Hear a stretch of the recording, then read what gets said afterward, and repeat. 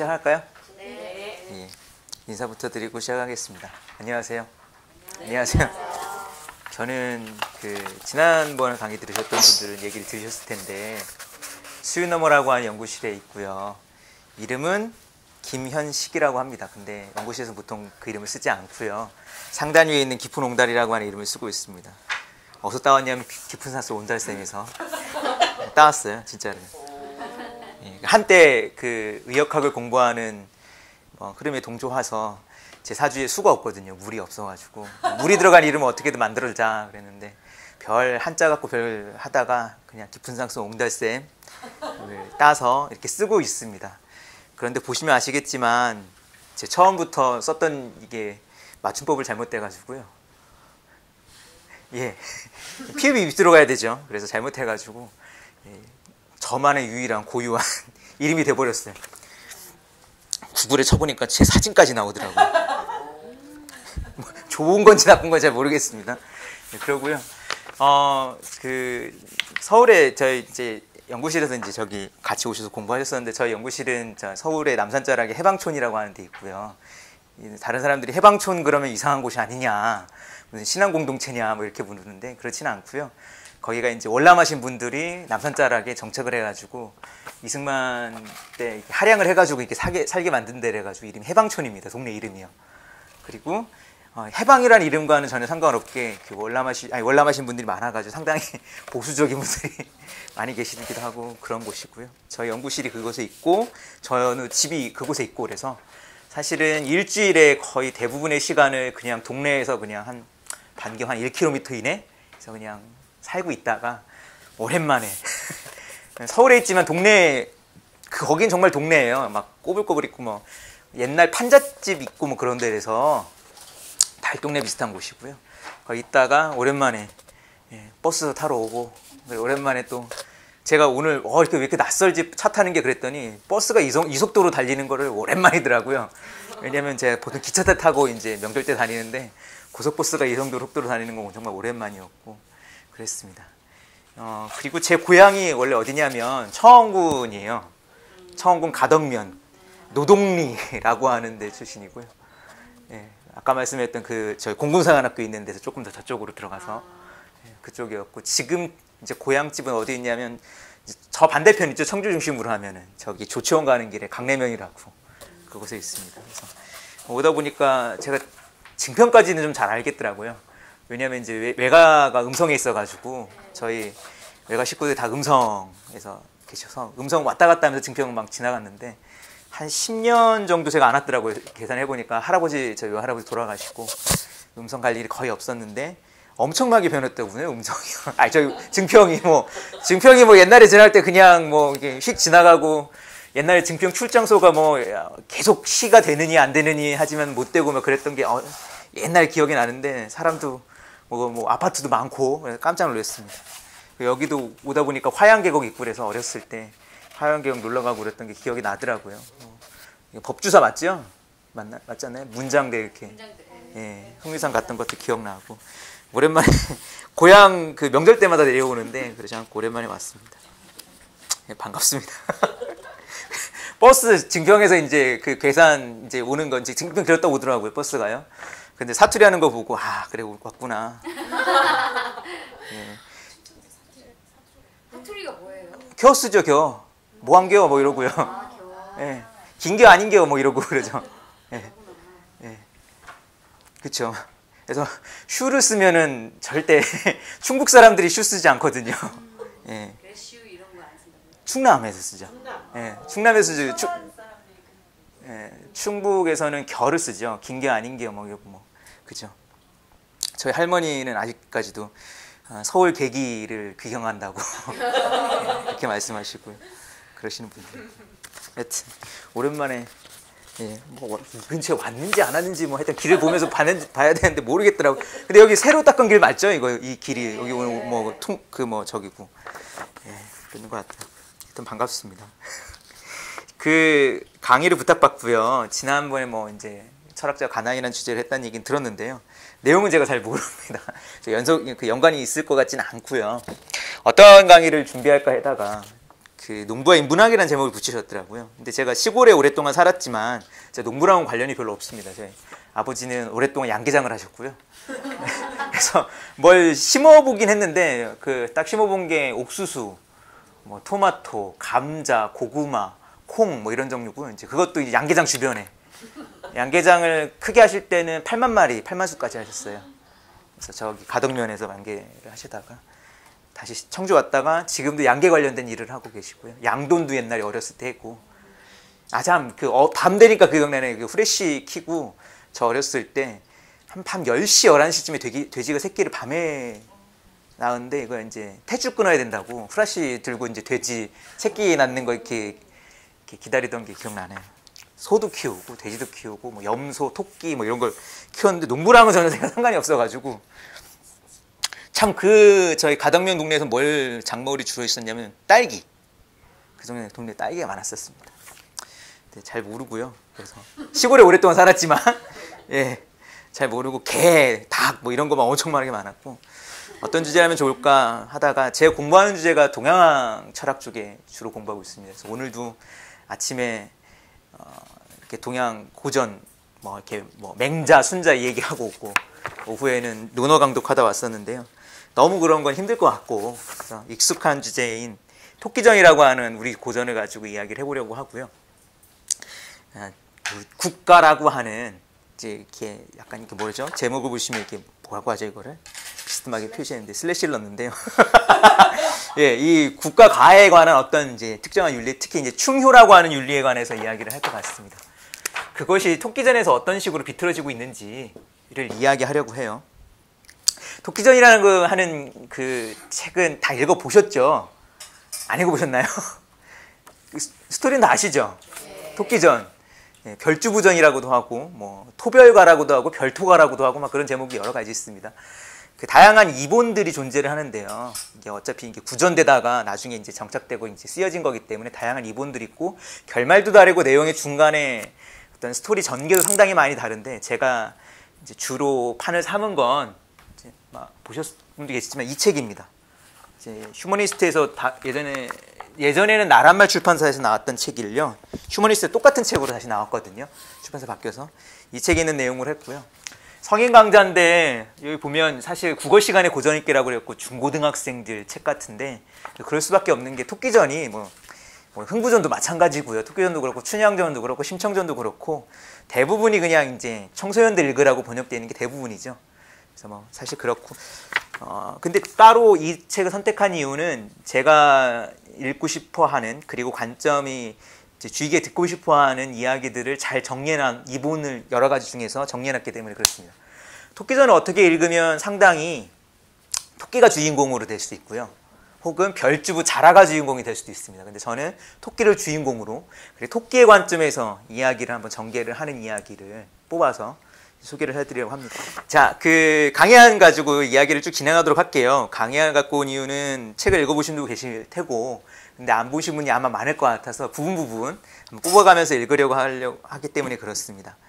일단은 맨 위에 있는 인용문을 제가 먼저 읽어보겠습니다. 어느 물가에 원숭이가 살고 있었다. 그 물 가운데는 과실이 많은 섬이 있었는데 원숭이는 물 위에 나온 돌을 밟고 뛰어 섬에 들어가 과실을 따먹고 저녁 때가 되면 같은 방법으로 물가에 돌아오곤 했다. 그때 물속에는 악어 부부가 살고 있었다. 마침 임신 중이던 악어 부인은 남편에게 원숭이의 심장이 먹고 싶다고 했다. 이에 남편은 원숭이를 잡고자 원숭이가 밟고 다니는 돌 위에 엎드려 있었다. 이 기미를 알아챈 원숭이가 웬일이라고 묻자 악어는 너의 심장을 빼앗고자 한다고 했다. 옳다네요. 돌아갈 길이 막연한 원숭이는 꾀를 내어 그렇다면 심장을 줄 텐 입을 벌리라고 했다. 원래 악어는 입을 벌리며 눈이 감기는 법이라 악어가 입을 벌리고 있는 사이 원숭이는 악어 머리를 또 못하네요. 밟고 강가로 달아나 버렸다. 자, 이게 원왕본생설화라고 하는 글이 있습니다. 많이 뭔가 비슷하죠, 그렇죠? 예? 누군가 약자에게 뭔가를 요구하고요. 그 강자에게 속이고 도망가 버려요. 그렇죠? 여기서는 원숭이가 주인공이죠. 그리고 악어가 심장 내놓으라고 하고요. 그런 면에서 이제 오늘 이야기할 토끼전을 떠올리게 하는데 이야기를 소개해드린 이유는요. 원래 이 이야기가 불교 인도 경전에 실려 있는 이야기래요. 근데 이것이 서쪽에서 쭉 전해지면서 이것이 버전이 조금씩 바뀌고 바뀌다가 토끼전이 되었다라고 합니다. 원래는 이 이야기가 이제 여러 버전이 있었는데 이제 우리가 정리된 거를 이제 듣고 있는 거죠. 그 이제 발전된 버전 가운데는 구토지설이라고 하는 글도 있습니다. 구토지설은 여기서는 구는 그 거북이죠. 토는 토끼.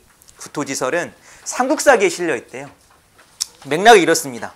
김춘추 아시죠? 김유신 친구.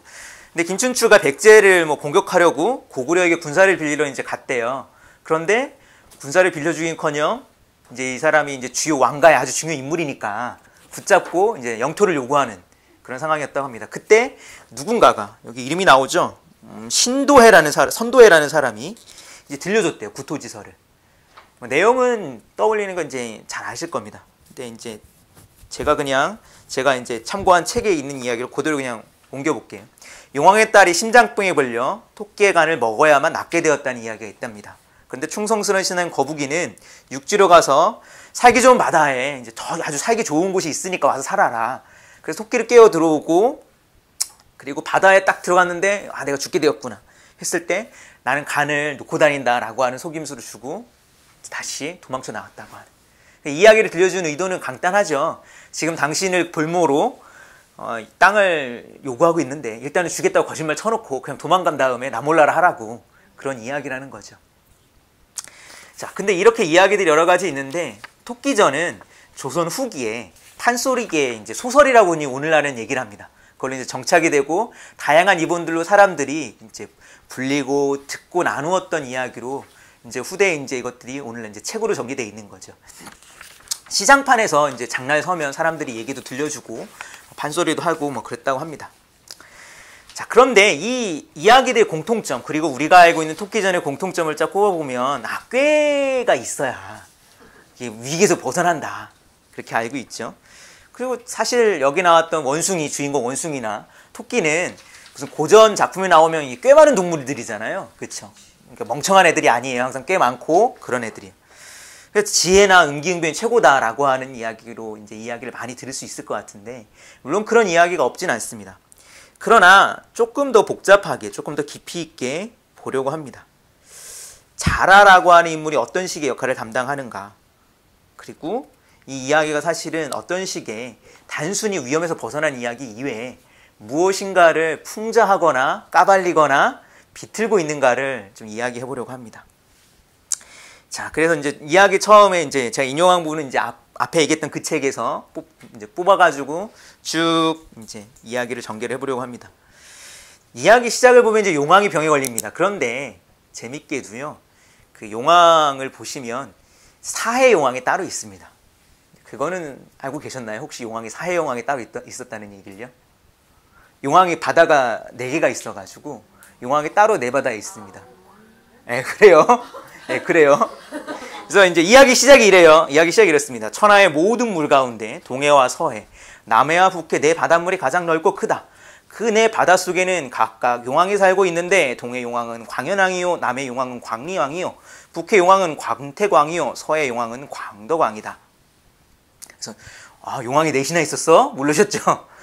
근데 사실 옛날 그 설화나 이야기를 보면 신화를 보면 이게 되게 중요한데 서양의 신화와 좀 다른 부분이 뭐가 있냐면 그들의 어떤 신이라고 할 만한 존재들이 사실은 이 세계에 어떤 식으로 묶여있는 인물이라고 해야 되나요? 그러니까 독자성이 별로 없는 거예요.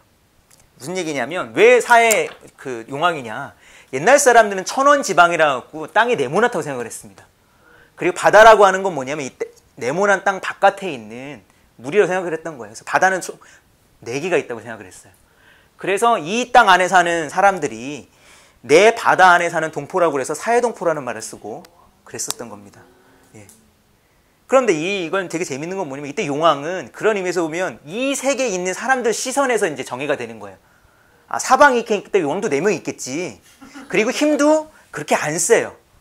생각해보세요. 이제 서양 신화에 보면 뭐 넵튠이니 포세이돈이 나옵니다. 근데 독자적인 영역을 갖고 있죠. 세계가 있고. 그리고 함부로 침범하지 못해요. 그러나 용왕의 세계는 그러지 않습니다. 이 세계에 어떤 식으로 연결되어 있고요. 이 세계의 사람들이 관여할 수도 있고 연관을 맺을 수도 있고 뭐 그렇습니다. 사실은 천신도 마찬가지예요. 뭐 옥황상제도 그렇게 힘이 세지 않아요. 뭐 설기 같은 거 읽으면 그렇잖아요. 이놈이 도런숭이라고 하나 나와가지고 깽판을 치는데 이걸 어떻게 할 수가 없어요. 그렇죠? 그런 의미에서 보면 이 세계의 이야기를 어떤 식으로는 반영하고 있는 곳이 용궁이고 용왕이에요. 독자적인 어떤 독립적인 세계에서 힘을 갖고 있거나 그러지 않고요. 그래서 용왕이 병에 걸려도 약을 구하러 육지로 와야 됩니다. 그죠? 무슨 신들끼리 뭐 이렇게 뭐 해결 못해요. 예? 용왕도 죽어요. 자, 그런데 용왕이 아파요. 근데 여러분 다 아시죠? 용왕이 아파가지고 이제 병을 이제 치료하러 가야 되는데 왜 아픈 거냐? 이제 요게 사실 이제 중요합니다. 그 토끼전은 아까도 얘기했지만 이본들이 다양하게 있어서 용왕이 아픈 이유도 조금씩 달라요. 그래서 이제 저기 책에 이제 실려 있는 여러 가지 이제 이유를 꼽아보면 이렇습니다. 경판본, 서울에 있는 판본이에요. 이렇게 나와 있습니다. 우연히 병을 얻어 병세가 점점 심해졌으니 배까지하기 효용이 없어. 이렇게 나옵니다. 여기 우연히, 그죠? 그다음 국립도서관에 있는 본이 뭐 이렇대요. 이리는 왕이 사신을 데리고 망원로에 올라 월색을 굴건더니 호련히 기운이 불평하여. 그러니까 밤에 나가서 달구경했는데 갑자기 아프더라. 감기 걸렸나? 그렇죠. 근데 중산 망월전이라고 하는 뭐 하다 보면 뭐 일을 하다 병을 얻었대요. 용왕이 풍백과 뇌공을 거느리고 3일 동안 비를 준 후에 찬바람과 뜨거운 열기에 몸이 상하여 돌아 오래지 않아 병이 들어. 뭐 과로가 된 걸 수도 있고 뭐 이게 있어요. 그런데 가람본 토기전이라는 책이 있대요. 여기에는 조금 다릅니다. 비 주는 때가 아니면 매일 주색으로 즐기다가 우연히 병을 얻으니, 이거는 이제 좀 다른 병이죠. 주색. 자, 이 제가 참조하고 있는 판본은 더 직설적으로 얘기를 해요. 잔치로 놀다가 병에 걸렸어요. 이렇게 이제 대사가 이렇게 나옵니다. 병든 원인을 좀 더 자세히 알려주시오. 대왕께서 요사이에 술과 여자를 지나치게 가까이 한 탓으로 간이 놀라 병이 난 것입니다. 간 때문이야. 네.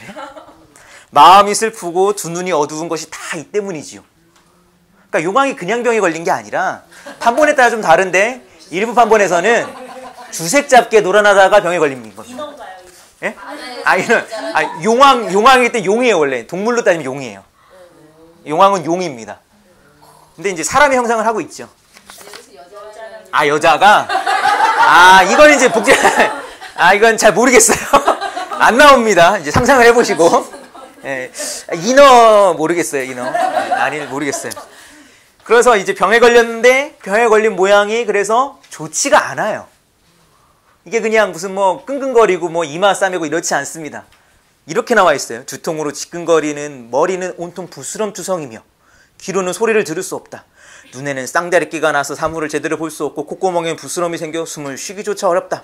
혀는 갈수록 뻣뻣해지고 어깨와 팔은 저려서 제대로 움직일 수 없으며 설사와 이질이 겹쳐 음식을 먹으면 즉시 위아래로 쏟아낸다. 게다가 밑구녕에는 치지까지 걸리는 온몸이 통통 부어 손가락이 다리 같고 다리가 허리 같고 허리가 큰 궁궐에 대를 뽑았다. 코는 벌럭벌럭 눈은 끔쩍끔쩍 불알은 달랑달랑 온몸을 둘러보니 앉는 곳을 제하면 성한 곳이 거의 없다. 그러니까 이게 그냥 병인데 깨끗한 병이 아니에요. 뭐 이렇게 이상한 것도 막 몸에 나고 막 눈도 어두워지고 지금 이제 쉽게 말하면 이제 이 판본에 따라서 토끼전에서는 제가 참고하는 걸 이제 흉하면 용왕이 못된 짓 하다가 못된 병에 걸렸다는 게 중요합니다. 그죠? 자, 그래서 이렇게 보면 우리가 흔히 봤던 그 이야기 있잖아요. 용왕이 병을 얻었으니까 용왕 훌륭하고 높은 사람이잖아. 그래서 토끼가 해생해야지라고 하는 데서 처음부터 의미를 가질 수밖에 없어요.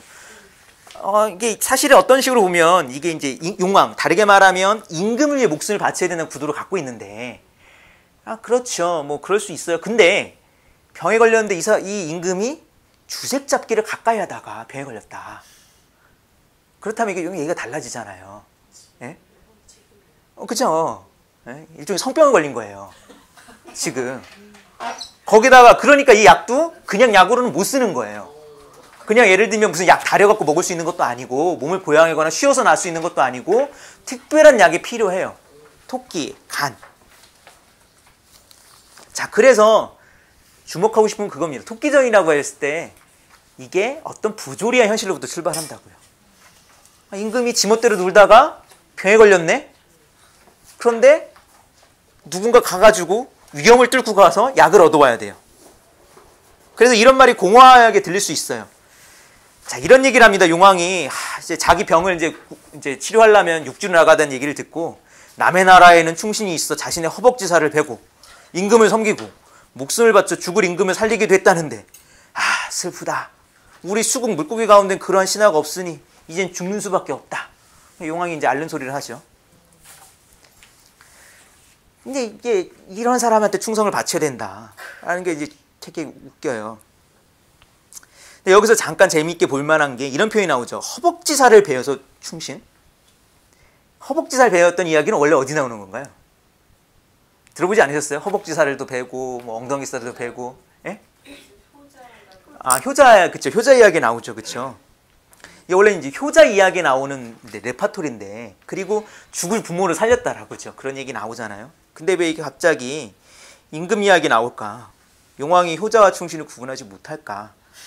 이유는 충과 효라고 하는 윤리가 같이 가기 때문에 그렇습니다. 전통사회에서는 이제 효와 충이 이제 같이 있는데, 이게 대표적인 게 삼강이에요. 삼강 오륜할 때 삼강.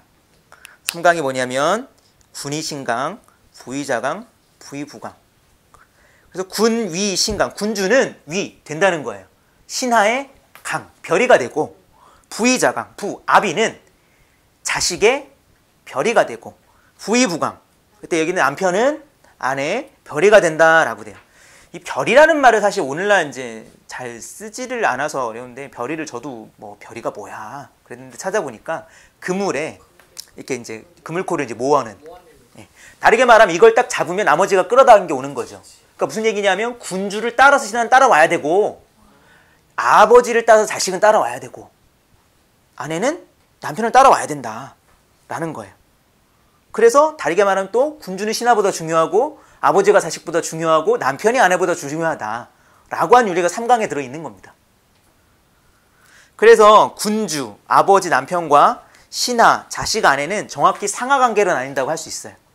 누가 아래고 누가 위에 있는지를 보여주고, 그것을 지켜야 되는 윤리가 충효인 거죠. 사실 이제 여기서 이제 충은 부자관계, 충은 이제 군신관계에서 보통 얘기가 되잖아요. 그리고 효는 부자관계에서 얘기가 되고요. 부부관계는 어떻게 되느냐? 사실 충이라는 용어가 거기 들어가죠. 들어보셨는지 모르겠는데 불사이부라는 말이 있습니다. 두 지아비를 섬기면 안 된다. 근데 이 윤리는 정확히 충의 윤리에서 어디로 온 걸 바꾼 거냐면 불사이군. 두 군주를 섬기면 안 된다. 두 지아비를 섬기면 안 된다. 이런 거죠. 자, 그런 의미에서 충과 효는 같이 가고요. 그리고 또 중요한 건 이 충과 효라고 하는 건 아랫사람의 윤리죠. 윗사람과는 상관없잖아요. 그죠? 그러다 보니까 충과 효는 군주가 어떻든 부모가 어떻든 지켜야 되는 윤리가 충과 효입니다. 쉽게 생각하면 돼요. 뭐냐면 못된 부모라고 불효한다면 어떨까? 부모가 못돼요. 불효하면 그것도 불효죠. 그렇잖아요. 보통 못된 부모라도 효도를 해야 되는 거지, 못된 부모이기 때문에 불효한다고 말할 수가 없어요. 사실 이걸 가장 잘 보여주는 아주 오래된 이야기가 어디 속에 있냐면 맹자라는 책에 있습니다. 맹자를 보면 거기 보면 순임금이라는 인물이 나와요. 순이 나오는데 아버지가 못됐어요. 그리고 어머니가 계모고요. 배다른 동생이 있어요. 고수라고. 근데 이 세 명이 공모해서 순임금을 죽이려고 합니다. 그래서 어떻게 하냐면 처음에는 그렇게 나와요. 뭐 이제 지붕 위에를 이제 헛간을 고치라고 올려 보낸 다음 밑에도 불을 질러요. 타 죽으라고. 어떻게 살아나왔냐면 뭐 여러 가지 이제 뭐 풀이가 있지만 삿갓을 2개 삼아 뭐 날개를 삼아서 내려왔더라. 뭐 이렇게 돼 있고요. 두 번째는 조금 더 잔악합니다. 우물을 고치라고 순인을 내려보낸 다음에 위를 덮어버려요. 그런데 순이 여튼 살아남았어요. 이 훌륭한 임금이 되죠. 이쯤 되면 이 관계를 어떻게 봐야 될까 고민되잖아요. 근데 맹자는 어떻게 했냐면 순을 대효라고 얘기합니다. 효의 가치를 아주 대표적으로 갖고 있는 인간이라는 거예요. 왜? 그럼에도 불구하고 부모를 한 번도 원망하지 않았기 때문에, 더 큰 마음으로 부모를 따르고 섬겼기 때문에. 그러니까 이제 맹자 같은 사람들이 효를 아주 강하게 이야기를 했던 거죠. 그래서 그런 식의 육아적인 어떠한 전통에 따르면 부모가 설사 폭력을 저지더라도, 그렇죠? 이 효는 지켜야 되는 거예요. 그래서 이 관계는 어떻게 보면 되게 독특한 관계라고도 할 수 있습니다. 왜냐면 모든 관계는 어떤 쌍무적인 어떤 책임이 있잖아요. 상대가 나에게 하는 만큼 어떻게 해야 된다고 하는 이런 관계들이 있는데, 충효라고 하는 관계에서 보면 여기서는 사실 절대적인 어떤 가치가 누구에게 강요되고 있는 모습이 있는 거죠. 그래서 다르게 얘기하면 설사 군주가 못됐다 하더라도 그를 잘 따르고 섬기고 복종해야 되는 윤리가 충이라고도 할 수 있습니다. 그래서 이제 쭉 나가다 보면 이게 막 희생을 강요하는 데까지 이르죠. 허벅지살을 베는 것은 물론 목숨을 바치기도 하고요. 이게 이제 옛날 책을 보면 그런 게 있습니다. 삼강오륜도라고 이제 이 충과 효의 윤리를 이제 이게 민간에 전하기 위해서 그림책 같은 것도 만들고 해서 이렇게 했다고 하는데요. 연구를 한 사람이, 뭐 저도 정확히 그 연구를 잘 본 건 아니지만 이야기를 전해 들은 거에 따르면 이게 점점 저기 뭐 후기로 갈수록 초반보다 하드코어로 바뀐대요.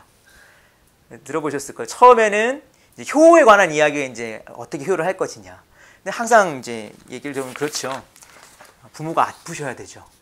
효의 이야기는, 그죠? 아파야 돼요. 근데 아픈데 꼭 언제 아프냐면 벌건 대낮에 아프거나 이렇게 여름에 아프지 않아요. 언제 아프죠? 그치, 겨울에. 그것도 매서운, 겨울도 그냥 이렇게 눈도 안 오고 그냥 그런 날 아니에요. 뭐가 와야 되죠, 겨울에? 눈보라가 몰아치거나 눈이 한참 와야 돼요. 그쵸? 들어보셨죠? 근데 꼭 그때 먹고 싶은 게 생겨요. 근데 이때 먹고 싶은 거는 뭐 예를 들면 겨울에 뭐 고드름을 따다 달라 이런 거 아니에요. 그죠? 뭐 산딸기, 복숭아, 또 뭐 들어보셨어요? 뭐 홍시, 뭐 이제 막 들어본 거면 동네마다 좀 버전이 다릅니다. 뭐 이야기가 나오죠. 근데 효자는 어떻게 했나, 이거를? 뭐 그때 뭐 가서 뭐 눈발을 헤치고 뭐 어떤 얼음을 깨서 뭐 물고기를 잡아오기도 하고 눈발해서 뭐 가져오기도 하고. 근데 이게 조금 더 가면 어떻게 되냐면 이제 살을 베어요. 그죠? 뭐 이제 살 많은 부위를 뱁니다. 손가락도 자르기도 하고. 이게 조금 더 가면 어떤 버전까지 가냐면 사람을 죽입니다. 그 이야기 맨 마지막 이제 가면 어떻게 되냐면 이제 이런 이야기 들어보셨어요? 가뭄이 들었어요. 먹을 게 없어요. 그랬을 때 꼭 그때 남편이 아내한테 얘기하죠. 아이를 잡자고. 그러면 이제 한이 어떻게 아이는 또 낳으면 되지만 부모는 그 들어보셨죠? 부모는 한 번이면 그만이지 않냐고. 근데 이제 그래서 뭐 아이를 소떼 삶았는데 열어보니까 산삼이 있더라 뭐 이러면서 이제 이야기가 살짝 그럼에도 불구하고 이제 그렇게 되지만 거기에 있는 어떤 이 지수가 이제 점점 올라간다는 걸 볼 수 있고요. 이것을 가장 두려워했던 인물 가운데 하나가 누구냐면 중국의 문인 가운데 한 사람이 루신입니다. 어렸을 때 청나라 말기를 살았던 이 인물이 1881년 출생이거든요. 청나라 말기를 살았어요. 이걸 어렸을 때 읽고서는 루신은 좀 달랐나 봐요. 생각을 했대요. 다행이라고. 우리 집이 좀 잘 살아서 다행이지. 이 사람이 잘 살았거든요. 할아버지가 관원이고 그래가지고 우리 집이 가난하면 큰일 났다고. 왜?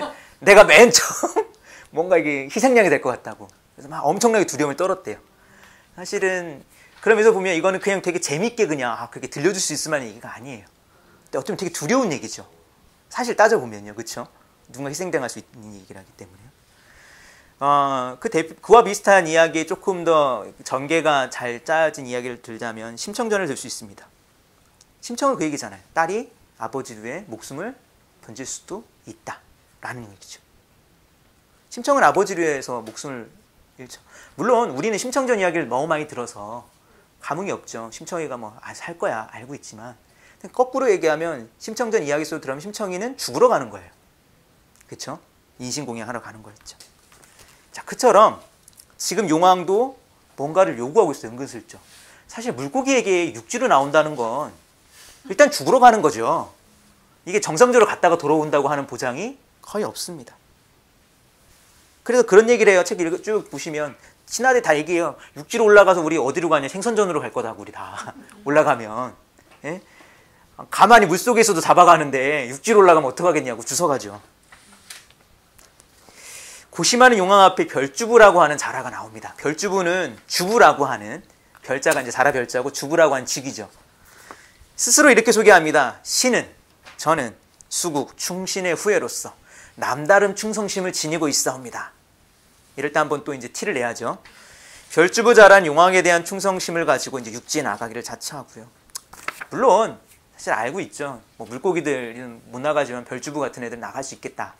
알고 있어요. 그러나 그렇더라도 자라에게도 육지는 무서운 곳이에요. 그래서 자라는 나는 충신이기 때문에 가겠다라고 그래요.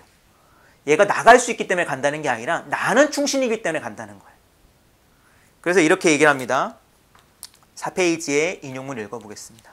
충성스럽도다 충성스럽도다 수국의 충신이여 신하답도다 신하답도다 그대야말로 가히 이 나라의 기둥과 주춧돌이 될 신하로다. 그러나 수국의 충신이 세상 사람들에겐 맛난 음식이 된다 하니 그게 걱정이로다.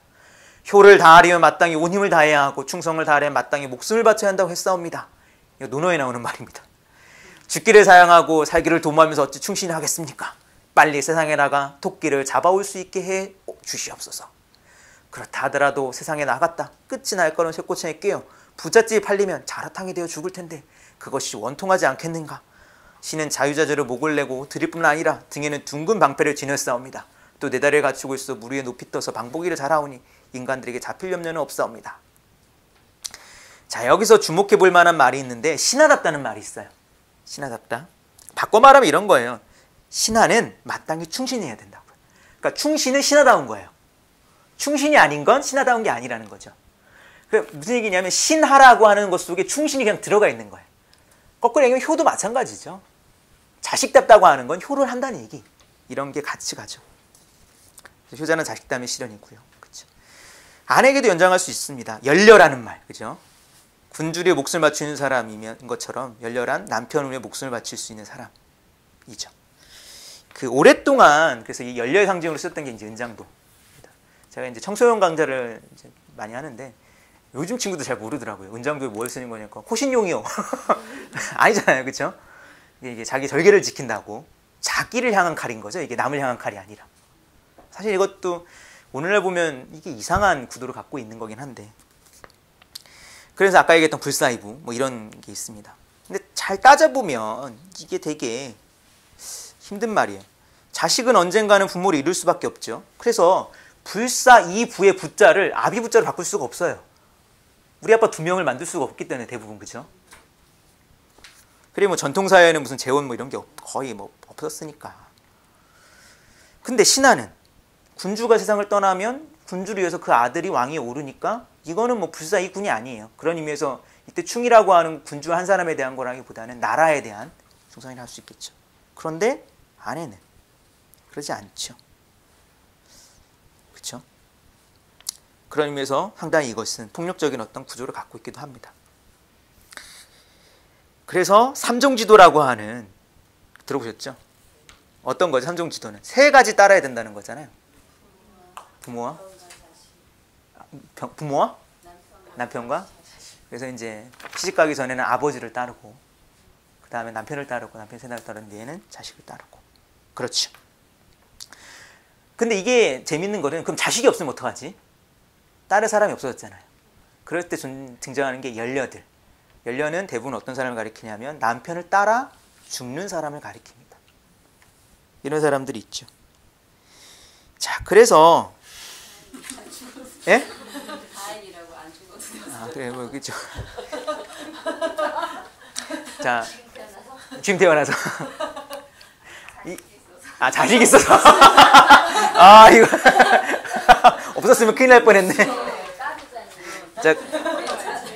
자, 근데 이 3가지를 계속해서 연관시켜서 얘기하는 건 옛날 사람들이 셋을 같이 생각했기 때문에 그래요. 그래서 지금 얘기하는 것도 충신 집안에서 효자가 나오고요, 효자 집안에서 충신이 나오고, 열녀 집안에서 충신이 나오고, 열녀 집안에서 효자가 나오고, 이게 같이 가요.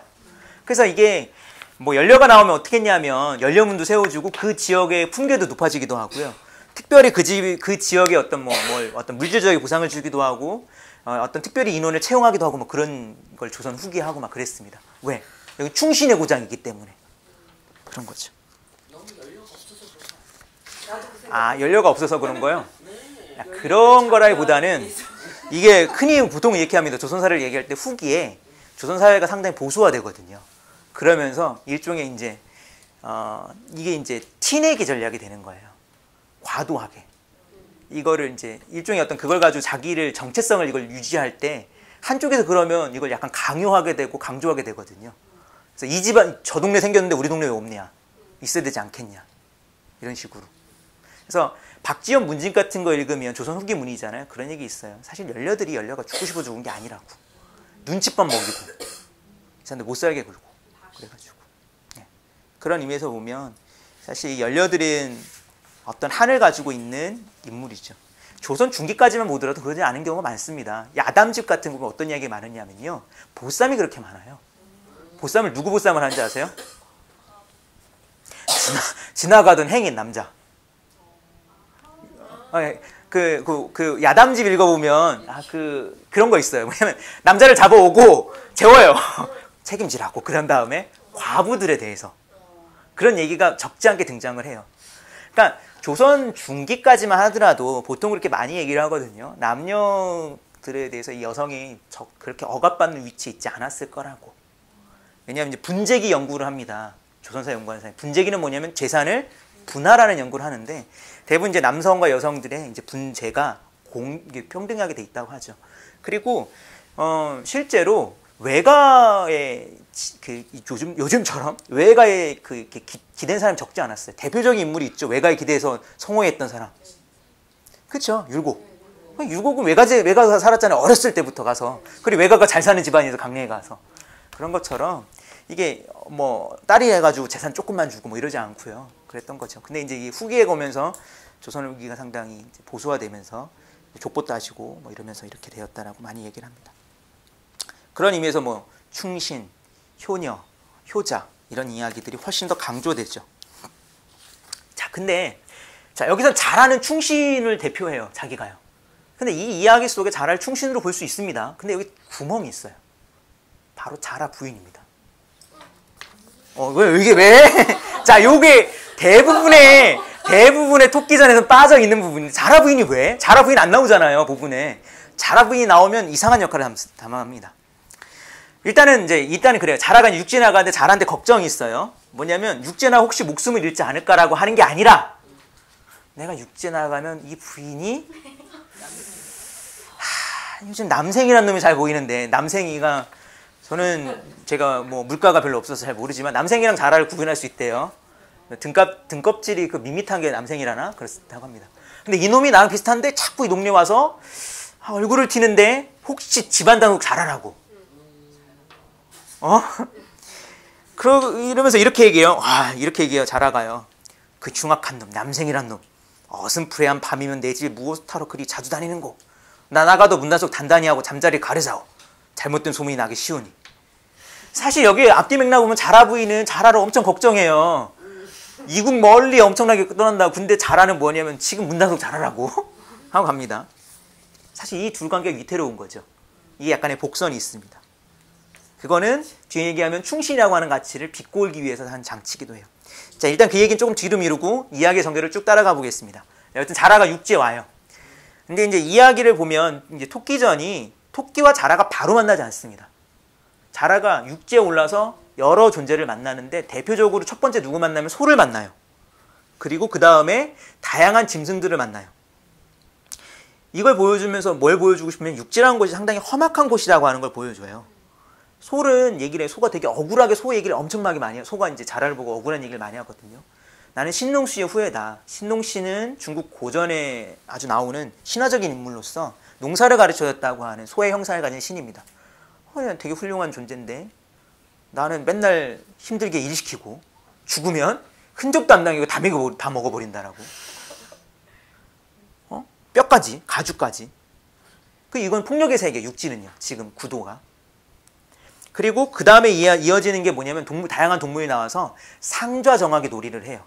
상좌라고 하는 건 누가 나이가 많으냐, 누가 높은 자리에 앉을 것이냐. 그 이야기는 또 사실 그런 의미에서 지금 이게 어떤 풍자의 구도를 갖고 있다는 거예요. 제가 말씀드리고 싶은 건. 육지라고 하는 것이 이렇게 어떤 누군가의 폭력이 희생당하는 구도를. 그리고 권력이 어떻게 정해지는가를 상좌 구도는 보여줘요.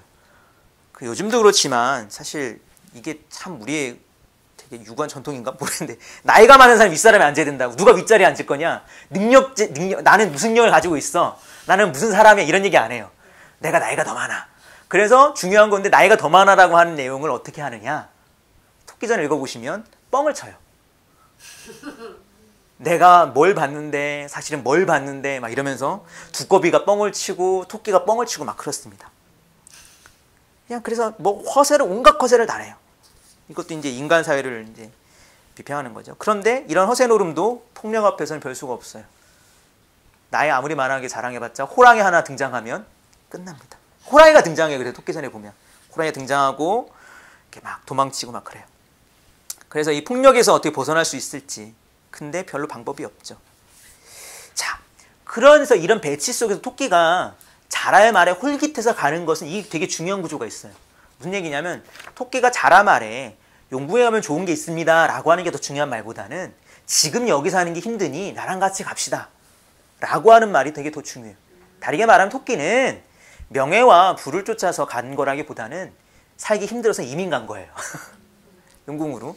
그래서 이제 자라가 하는 얘기 중에 이제 중요한 게 당신 살아봤자 여기서 사냥꾼에게 먹이도 되고 호랑이도 있고 이것은 되게 뭐 여우한테 사냥개들 쫓기고 막 그러지 않을 거냐. 나랑 같이 가자. 그래서 가요. 자, 그래서 하여튼 용궁에 가서 뭐 벼슬까지 준다고 해서 가요. 근데 이제 가서 이제 알다시피 간을 내놓으라고 하죠. 근데 이제 거짓말을 합니다. 그런데 이제 이 맥락에서 되게 중요한 장면이 이제 말을 잘하잖아요. 토끼가요. 물고기도 속아요. 근데 되게 중요한 게 토끼가 그냥 속인 것뿐만 아니라 토끼가 좀 이게 통이 커가지고 배째라를 해요. 별주부는 저 먼 길을 갔다 와가지고 토끼가 간이 없다고 하는 말이 좀 억울해요. 또 갔다 와야 되잖아요. 이게 간이 있다. 그리고 사실 이야기를 보면 이제 연애가 벌어져요. 또 손님 대접한다고. 토끼가 이게 방심을 해가지고 막 술 먹고 춤추다가 간이 촐랑거리는 소리가 났대요. 촐랑촐랑? 들린다라고. 자라 이놈 들린다라고. 그러니까 토끼가 뭐라고 하냐면 이렇게 얘기합니다. 이놈 별주부야. 얘 이놈 별주부야. 네가 나와 무슨 원수진 일이 있길래 그다지 모진말을 하느냐. 내 배를 갈라 간이 들었으면 좋겠지만 만일 간이 없다면 100년을 서살 너의 용왕 하루도 살기 어려울 것이다. 나 또한 너의 나라 원기가 되어 모든 조정의 신하를 한날 한시에 모두 몰살할 것이다. 아나였다 배 갈라라. 아나였다 배 갈라라. 배 갈라라. 똥밖에 든 것 없다. 내 배 갈라보아라. 막 이래요. 그러니까 이제 주변에 있는 사람들이 어떻게 하죠? 자라를 탓하죠. 그러지 말라고. 건드리지 말라고. 그래서 이제 용왕이 토끼 편을 들어요. 이때 충신이었던 자라는 드부잡이입니다. 아니 자라가 지금 충신 고생했잖아요. 내 말 좀 들어줘. 얘 지금 뱃속에 간소리 난다라고. 안 들어요. 근데 더 충격적인 이야기는 뭐냐. 토끼가 자기 위험을 거치니까 이 토끼가 어떻게 하냐면 자라를 모함합니다. 이 얘기예요. 토끼가 이렇게 막 약발을 잘 받아야 된다라고. 토끼에 가는 중요한 훌륭한 좋은 약이긴 하지만 이게 지금 이렇게 비빌거리던 몸으로 약을 받으면 약이 안 받친다고. 일단 원기 보양하고 약 받으십시오. 원기 보양에 뭐가 최고? 용봉탕. 자라 잡읍시다. 이야기를 해요. 충신이 하루아침에 탕이 될 위기에 처했습니다. 여기에 나오는 고사가 토사구팽이에요.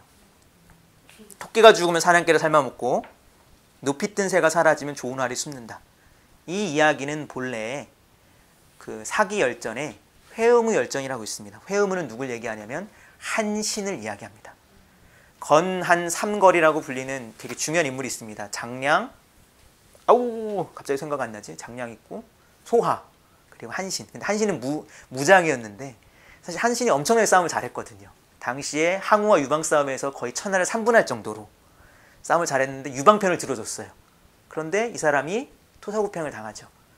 이 사람이 이제 잡혀가면서 하는 말이 이거예요. 유방한테. 그러면서 이 맥락이 이래. 토끼가 죽으면 사냥개 삶아먹고 높이 뜬 새가 사라지면 좋은 알이 숨는다. 근데 이 뒤에 사실 한 구절이 더 있습니다. 3절이 있어요. 뭐냐면 이거예요. 적국이 해치우면 충신이 죽는다. 적국파 모신망 이렇게 되어 있습니다. 토끼가 잡혔으니까 이제는 충신이 필요 없다는 얘기죠. 자, 생각해보세요. 처음으로 들어와서 술과 여자로 병을 이룬 군주지만 충성 다하겠다고 목숨을 걸고 2억 만리 갖고 토끼 데려왔어요. 그런데 충신 말은 듣지도 않아요. 안 들은 건 뭐 그래 상관없다고 칩시다. 그런데 충신을 삶아 죽여야 돼요. 충이란 게 얼마나 헛된 거냐를 보여주죠. 근데 자라의 멘탈을 부수는 게 여기서 끝이 아니에요. 자, 자라가 그래도 불쌍하잖아요. 갸제는 개편이라고 거북이가 자라 편을 듭니다. 얘 지금 고생하고 왔습니다. 저기까지 2억 말리 까갖고 토끼 데려왔는데 얘 삶을 수 없어요. 그러니까 누굴 죽이자? 부인을.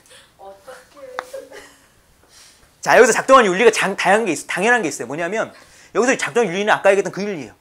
신하는 임금 위에 목숨을 바칠 수 있어야 되듯 아내는 남편을 위해 목숨을 바칠 수 있어야 된다. 왜? 지금 남편이 목숨이 위기에 처했잖아요. 아내를 희생시키는 게 뭐가, 이게 똑같은 윤리예요. 똑같은 구도라고요. 근데 여기 안에서는 재밌게도 용궁에 있는 사람들은, 용궁에 있는 존재들은 누구도 토끼처럼 이것을 거부하지 못해요. 토끼의 되게 중요한 점은 뭐냐면 이걸 그냥 확 잘라버린다는 거예요. 토끼의 대사 가운데 이런 게 있습니다. 네 충성 지극하긴 하지만 병든 용왕 살리자고 성한 토끼 나 죽겠냐? 죽을 생각 없다고. 그러면 토끼가 도망가는데, 자, 이 대목을 한번 읽어보겠습니다. 소토가 세상에서 약간의 의서를 보았사온데 기운이 달려서 난 병은 원기를 회복하는 것이 먼저라 했사옵니다. 자라탕이 원기 회복에 제일 좋다 하오니 올해 묵은 자라를 구해 쓰시는 거 좋을 듯 하옵니다. 기운을 회복한 뒤에 소토에 간했으면 대왕의 병은 금방 나을 것이옵니다. 용왕이 이제는 토끼의 말이라 하면 사슴을 말이라 해도 믿는다. 이거는 지록위마죠. 이것도 사기에 나오는 말입니다. 황간 조고가 이세왕제를 속였던 거죠. 세상에 나갔던 별주부가 오래 묵은 자라이니 잡아서 대령하라. 이 말을 듣고 좌의정 거북이 급히 아랜다. 옛 말씀에 토끼가 죽으면 사냥개를 삶아먹고 높이 뜬 새가 사라지면 좋은 활이 숨는다 했사옵니다. 토선생 말씀이 옳지만 별주부는 멀리 인간 세상에 나아가 정성을 다하여 공을 이루고 돌아왔사옵니다. 높은 벼슬을 제수하시기는 고사하고 죽인다는 것은 일찍이 없었던 일이옵니다. 형편을 따라 특별히 암자라를 대신 쓸 수 있도록 해주시옵소서. 그러면 그리하라. 사태가 역전되었죠. 지금 자라가 토끼 죽인다고 했었는데 토끼가 지금 자라 죽이게 생겼습니다. 토끼 손에 이제 죽게 생기니까 토끼한테 싹싹 비는데, 이제 토끼 제안이 되게 재밌습니다. 살기를 원한다면 네 아내를 내 방으로 들여보내라.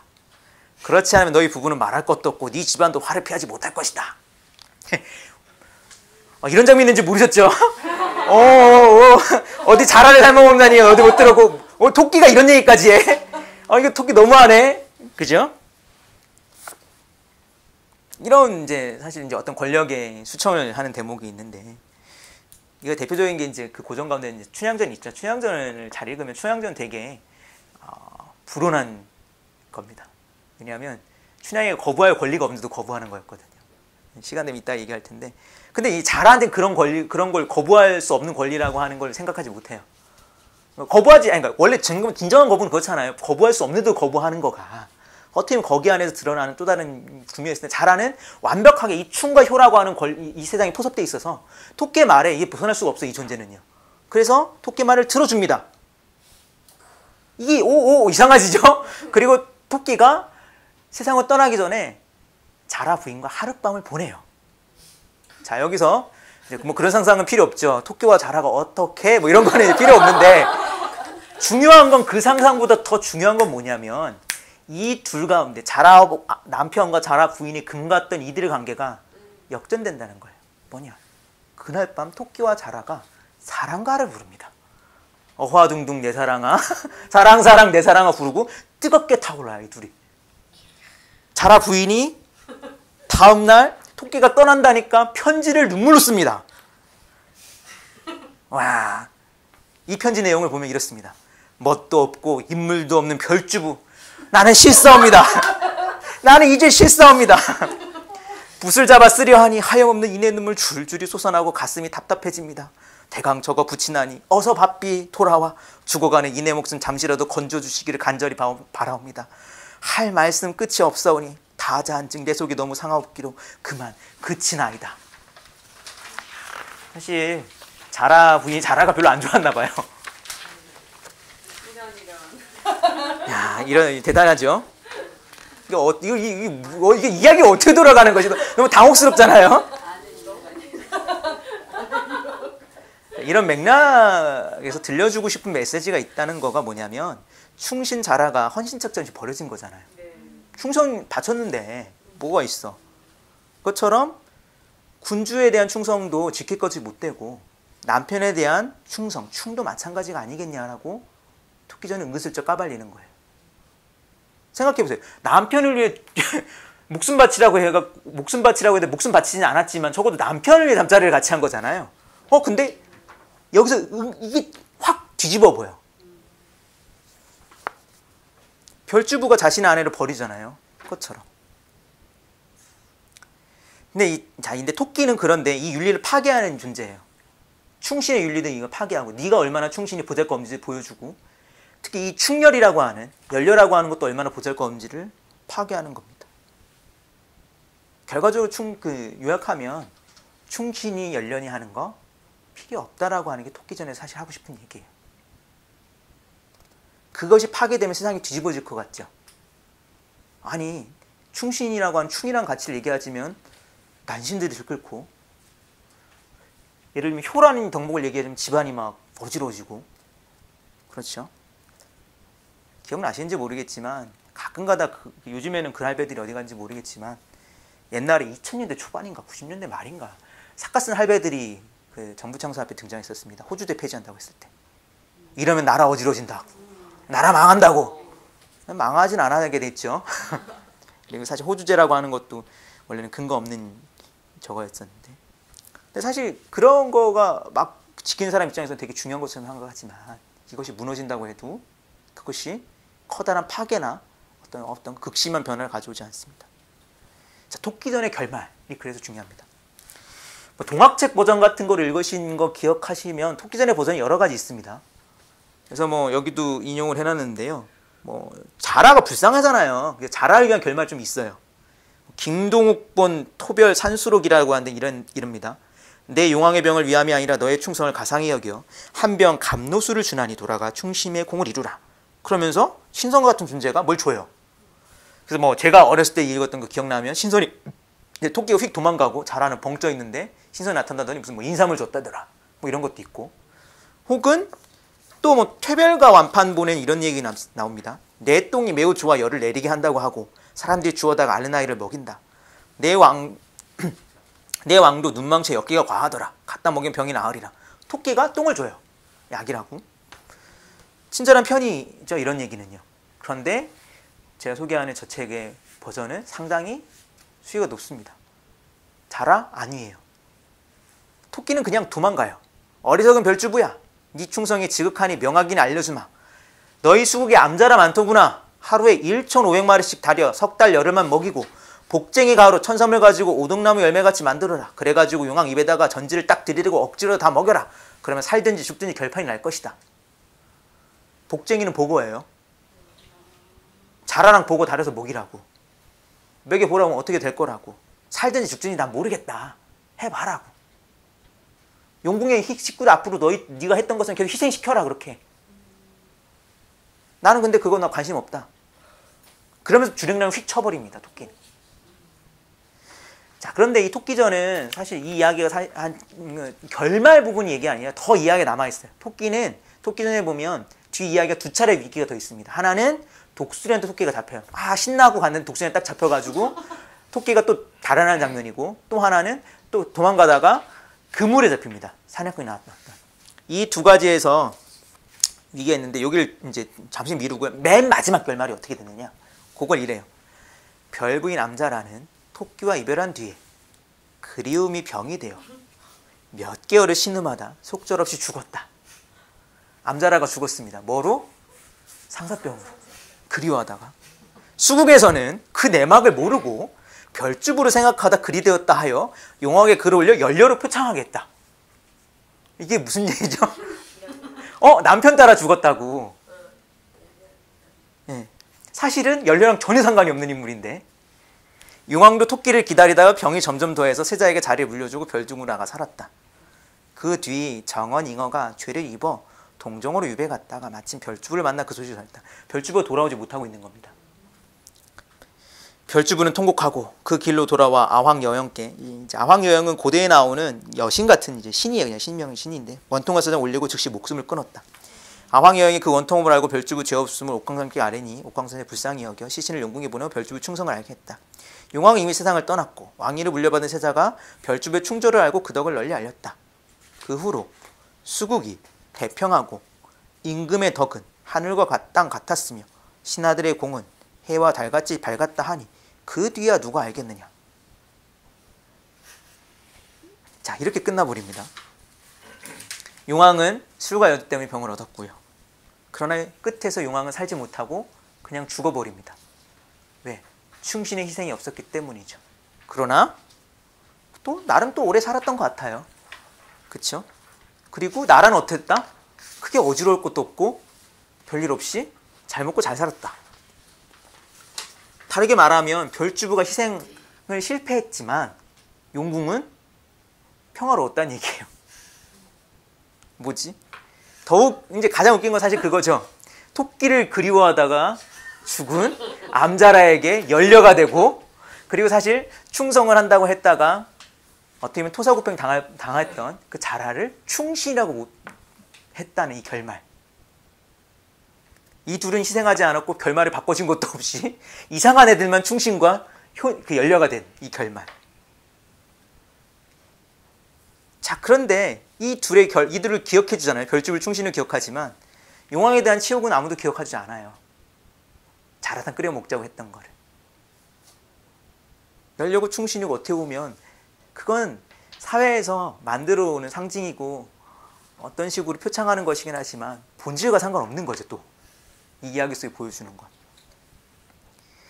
자, 따져보면 충신이나 연려나 효자를 필요하는 건 권력을 손에 쥔 사람들입니다. 충신에게 충성이 필요한 게 아니에요. 자식에 효도한 게 필요한 게 아니고요. 아내에게 연려라는 치용가 필요하지 않습니다. 그렇죠? 군주에게, 부모에게, 남편에게 필요해요. 그 이유라는 게 되게 단순하죠. 왜? 나 대신 누군가가 희생해야 하니까. 술과 여자로 병을 얻은 용왕을 계속해서 기억해야 됩니다. 자, 그런 의미에서 토끼전은 꽤 많은 토끼를 이야기하려고 하지만 이때 꾀라고 하는 건 무슨 꾀냐면 무의식적으로 사회에서 주입된 가치. 돌아오면 충과 효. 그 고대 사회에서 공동체를 중시 여겼던 공동체가 국과 가라고 하는 공동체 있습니다. 국의 윤리는 충이죠.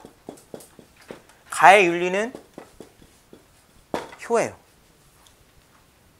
이것이, 그리고 거꾸로 얘기하면 충이라는 윤리 때문에 국이라는 공동체가 유지되고 효라는 윤리 때문에 가라는 공동체가 유지된다는 생각을 하죠. 근데 이것이 얼마나 부질없는 것인지, 그리고 이것이 얼마나 쓸데없이 폭력적인 것인지, 더 나아가서 사실은 이 가치가 어떻게 허약하게 유지되고 있는지까지도 폭로하는 게 토끼전이에요. 손가락질 당하게 되잖아요. 나중에 결국은 다. 그래서 충신이 될 필요도 없고 연려도 될 필요도 없다. 그리고 효자가 될 필요도 없다고 얘기할 수 있는 게 토끼전의 이야기입니다. 토끼전의 교훈은 뭐냐? 꾀가 있어서 위험에 벗어나라가 아니라 사실은 무의식적으로 주입된 어떤 희생의 가치를 잘 보고 거기에서 희생당하지 않고 쓸모없이 소비당하지 않는 삶이 어느 것이냐 라고 하는 거죠. 요즘 저는 그런 생각이 듭니다. 착하게 살아봤자 소용없다는 생각이 잘 들어요. 말 듣고 착하게 살아야 하는 것은 말 잘 듣고 착하게 살아야 편한 사람도 있으니까. 이 착하다는 말이 좀 갖고 있는 그 약간 뉘앙스가 그런 게 있죠. 착하다는 말이 그저 말 잘 듣고 시키는 거 잘하고 좀 멍청하다고 하는 뉘앙스 사실이 들어있는 그런 게 아니라 희생당하지 말아야 되는데 그러기 위해서는 잘 따져봐야죠. 토끼는 이 이야기의 주인공을 토끼전이라고 제가 했고 별주부전을 하지 않았던 이유는 토끼, 희생당하지 않는 삶을 보여주는 존재거든요. 그리고 토끼는 이들이 공유하고 있는 가치에 대해서 자기가 이 무게를 짊어지고 싶지 않아요. 숭고한 희생을 이 토끼한테는 없어요. 관심 없어요. 그런 거. 그건 니들 이야기고 그건 니들끼리 알아서 잘 해보라는 얘기고 나는 거기에서 희생당하거나 피해받지 않겠다라고 하는 게 토끼의 이야기예요. 그리고 토끼의 존재가 용궁의 몸을 통해서 어떻게 되면 이 용궁의 유지되는 이 가치가 얼마나 부질없는 것인지도 이 토끼와 자라 부인의 만남을 통해서 폭로가 됩니다. 이야기를 읽는 사람들은. 그러나 용궁 사람들은 또 모르죠. 이 문제가 상당히 중요한데요. 희생당하지 않는 삶. 이 문제가 계속 중요한 건 이 강의 안에는 많이 없지만 아까도 얘기했던 용궁과 반대되는 육지가 끊임없이 호심참탄 노리는 폭력이 자행되는 세대라는 이야기이기 때문에 그렇습니다. 아까도 얘기했었잖아요. 자라가 올라왔을 때는 소를 만났어요. 나 열심히 일해봤지만 나 희생당하더라. 그리고 거기는 기만이 존재하는 세계예요. 거짓말로 내가 나이 더 많더라. 그리고 그렇지만 이 기만도 폭력 앞에서는 막 도망가고 호랑이 앞에서는. 토끼가 또 올라와서 겨우 살아나나 했더니 독수리한테 확 잡혀가고요. 사냥꾼한테 잡히고요. 토끼는 계속해서 언제 목숨이 날아갈지 모르는 연약한 존재예요. 이때 필요한 게 꾀주머니. 그리고 이때 필요한 건 입괴라고 하는 건 과연 무엇이 정말 나에게 필요한 것이 필요 없는지를 잘 아는 지혜기도 합니다. 그래서 토끼전은 더 나아가면 이런 얘기를 해요. 우리 주변에 다양한 위협이 있다라고요. 그리고 그 위협 가운데 하나는 충실과 인려가 되라고 하고 착하게 살라고 하는 것. 그것은 마치 토끼가 잡혀놓은 그물과도 같고 토끼를 확 잡아가는 독수리 발톱과도 같을 수 있어요. 언제 이걸 채갈지 모르거든. 토끼가 용궁에서 이 이야기가 그렇게 끝나지 않은 건 용궁에 나왔지만 하나 집중력을 딱 잃어버리면 언젠가 자신도 모르게 거기 획 채간다는 거예요. 사실 이런 사회에 있는 공유되는 가치라는 게 그렇죠. 알게 모르게 우리가 경도되어 가고 이제 물들어 버리는 것들이 있습니다. 잘 봐야 되죠. 과연 그것이 우리를 살리는 것인지 죽이는 것인지. 물론 그렇습니다. 누군가를 위해 희생하는 삶이라고 하는 건 상당히 고귀하죠. 그건 의미가 있어요. 그러나 그 희생이라는 것이 어떤 의무 때문이라면, 그리고 그것이 누군가가 더 강한 힘을 갖고 있고 누군가는 약자였을 때 약자만 희생을 강요한다면 이건 정말 따져봐야 되는데 과연 그것을 잘 우리가 따져보고 있는가? 그리고 그때 희생당하는 삶이 고귀하다고 얘기할 수 있는가 우리는? 예를 들어서 토끼전이 자, 자라가 죽었다고 칩시다. 그리고 실제 자라가 죽었어요. 목숨을 스스로 바쳤어요. 자기는 충신으로 죽겠다고 해서. 이때 자라 죽으면 숭고하다 할 수 있을까? 토끼전을 읽고 나서? 혹은 자라가 혹시 중간에 어떤 위협을 받아서 잘못됐다면 그 희생을 숭고하다 할 수 있을까? 그런 질문이 남죠. 그래서 그런 죽음은 고귀하지 않아요. 그래서 토끼전을 읽으면 왜 누군가는 희생당해야 되지 않은 질문을 갖게 됩니다. 그것도 억지로 막 주입당하면서. 자, 토끼전은 조선 후기에 유행했던 판소리개 소설입니다. 그 판소리개 4대 소설을 보통 얘기할 때 흥부전, 토끼전, 심청전, 춘향전을 꼽는데요. 그래서 뭐 되게 유명해서 많이 읽어봤잖아요.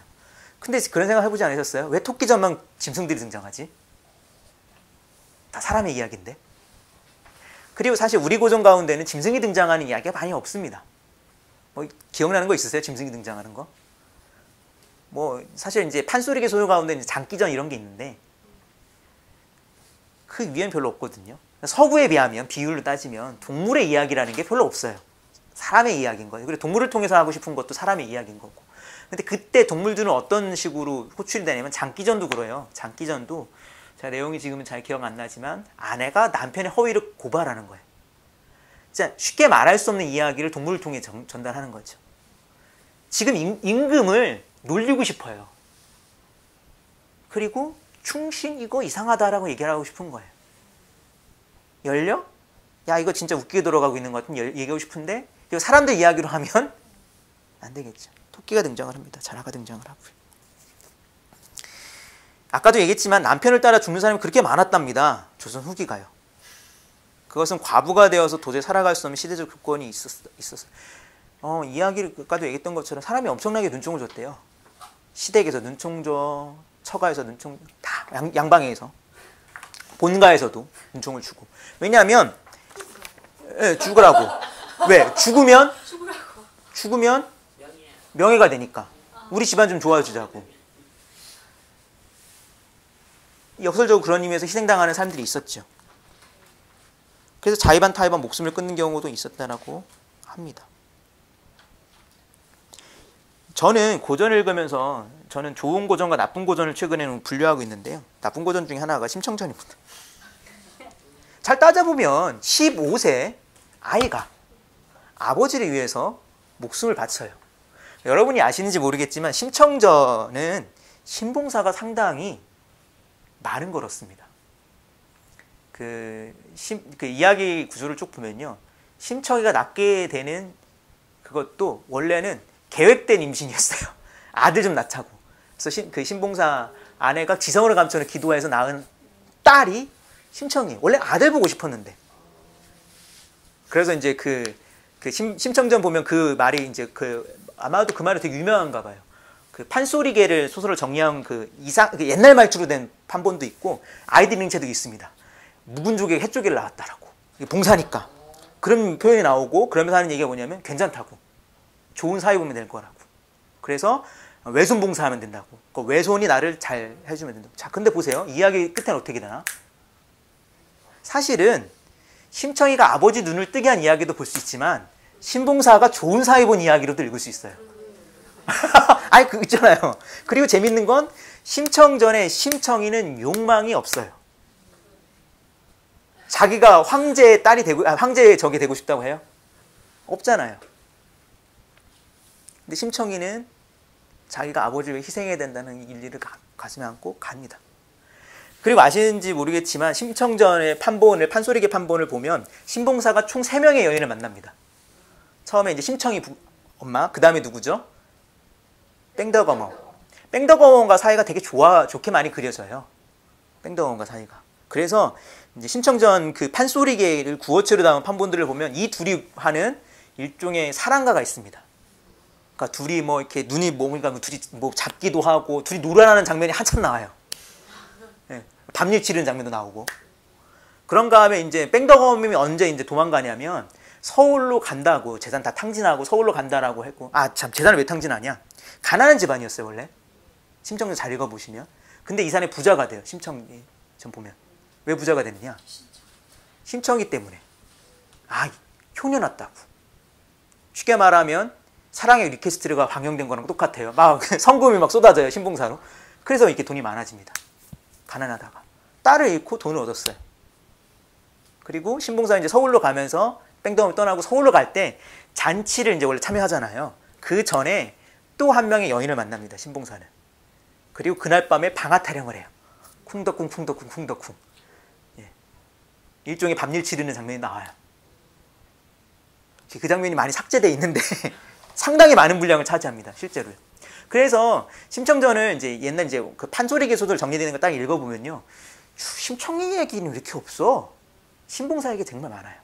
자, 근데 얘기하고 싶은 건 뭐냐면 심청전에서 보면 심청을 죽인 게 신봉사 그 마을 사람들이 할 수 있다. 마을 사람들이 심청이가 팔려가는데, 인당수 팔려가는데 뭐라고 아무도 얘기 안 해요. 이건 불합리하지 않느냐. 어떻게 사람을 사느냐. 아무리 그래도 딸 갖고 눈뜨게 하는 게 맞는 말이냐. 아무도 말 안 해요. 그리고 사실 그 소설을 읽고 있는 우리도 무의식적으로 네. 그리고 사실 그거 근데 거꾸로 얘기하면 되게 이상한 거예요. 제가 청소년들한테 그 읽으면서 많이 물어봐요. 중학생 친구들한테, 자, 너희 아버지가 어느 날 갔다가 밖에 들어오더니 안색이 안 좋으셔. 얘기했더니 내가 보증을 잘못 썼다고, 3억을 빚을 졌다고, 어떻게 하면 좋으냐 그래. 아버지 능력이 없고.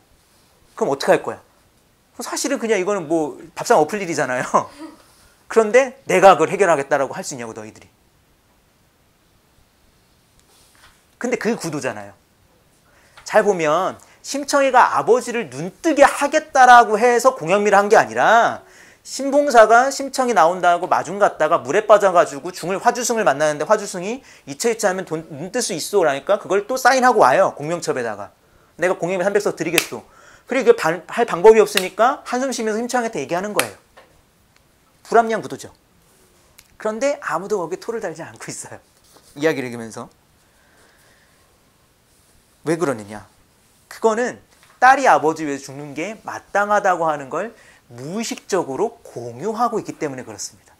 그거는 그 이야기가 전개되는 이야기 속의 마을 주민도, 심청이 아버지도, 심청이도 다 그런 거고, 마찬가지로 읽는 우리도 그러고 있어요. 제가 마을 사람들이 죽였다라고 하는 건 뭐냐면 그런 이야기죠. 결국 그 똑같은 윤리로 그를 내다본 거나 마찬가지라는 거예요.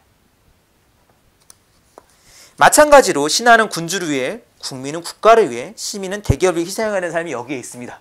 우리의 삶의 자리에 있는 거죠. 그런 가치를 공유하는, 누군가 희생당하도 된다는 생각을 공유하는 사람이 자라를 죽게 했고요. 오늘도 마찬가지겠죠. 나라를 위해 목숨을 바쳐야 한다고 주장하고 억울한 중에 우리는 귀를 막는 사람들이 되고 있고, 혹은 그런 세계에 살고 있는 건 아닌지라는 생각이 들기도 합니다. 그런 의미에서 토끼전의 토끼는 어떻게 보면 상당히 비열하게 느껴지는 존재이기도 해요. 그래도 그렇지, 잘 아프긴 한데 그러나 과연 이런 것들 사회 속에 살고 있을 때 토끼를 손가락질 할 수 있을까? 쟤는 이기주의자야. 지 혼자 살려고 해서. 그렇게 할 수 있을까? 토끼전은 그래서 어떻게 보면 잘 읽으면 묘한 씁쓸함이 상당히 남는 글이기도 합니다. 이걸 읽고 나면 이게 뭐지라는 생각들이 쫙 들어오는 글이 토끼전이에요. 그래서 토끼전은 그 당시에 읽었을 때 얼마나 이것이 통쾌했을까라는 생각을 하게 만들기도 합니다. 과연 이걸 읽는 사람들은 양반들이 갖고 있었던, 그리고 그 시대에 공유됐던 그 가치가 무의식적으로 공유되고 확산되는 것에 대해서 그것을 풍자하고, 그리고 이것에 정말 이것이 얼마나 허위인지를 까발리는 것을 되게 기뻐하지 않았을까라고 생각을 하는데, 우리가 읽을 때 잘못해서 많은 부분을 삭제하고 우리는 그래 그렇지 좋은 꾀를 가져야지라고 하는 교훈으로 오해하기가 쉽죠. 그렇지 않다는 게 토끼전의 중요한 이야기라고 말씀드리고 싶습니다. 최근에 들어서 그런 생각들이 많은데요. 제가 이걸 이제 청소년들과 강의를, 저는 이제 청소년들을 많이 만나기도 하고, 뭐 이제 성인들 많이 만나기도 하는데, 청소년들이랑 많이 만나면서 최근에 하는 얘기가 그게 있습니다. 정말 얘기해야 될 것 같아서 했냐고. 애들이 되게 싫어하더라고요. 효자가 되지 말라고 제 공개적으로 막 얘기를 했어요. 효자가 되지 말라고. 이유는 그렇습니다. 제가 보니까요, 오늘날의 청소년들이 갖고 있는 감수성이 저 때보다 훨씬 더 효자가 많아요. 제가 보니까. 왜 맞느냐? 여러분이 기억하시는지 모르겠지만 2010년에 한국 사회를 경악하게 하는 사건이 있었습니다. 친모 살해 사건이 있었어요. 그리고 살해한 친모를 6개월간 방에 본드를 붙여놓고 그 집에 같이 살았던 애가 있어요. 고등학교 애가. 그게 이제 되게 충격적이었고, 그게 이제 작년인가 SBS에서 다큐멘터리를 이제 대한민국의 청소년을 얘기하면서 나왔을 때, 그 이제 아버지가 있었거든요. 아버지와 그 교도소에 있는 이제 친구를 그때 처음으로 이제 나오고 하는 다큐멘터리 봤었는데, 근데 재밌게 그 기사를 다시 한번 쭉 훑어봤을 때 놀라운 건 뭐냐면, 이 친구가 보면 정수 생각해 보세요. 몰라요. 뭐 엄청나게 억압적이고 폭력적이었겠죠. 그리고 막 어머니가 자기를 죽일 것 같아서 그때 이제 자기도 이렇게 뭐 방어했다고 얘기를 해요. 그런데 생각해 보세요. 이것도 사건은 벌어졌어요. 참혹하잖아요. 근데 그 집에 6개월간 산다는 건 무슨 얘기지? 그리고 그 집에 여자친구 데리고 막 그랬다는 얘기 있어요. 근데 이야기가 뭐냐면 정확히 이 친구가 어디를 갈 데가 없었다는 걸 보여준다고 저는 생각을 해요.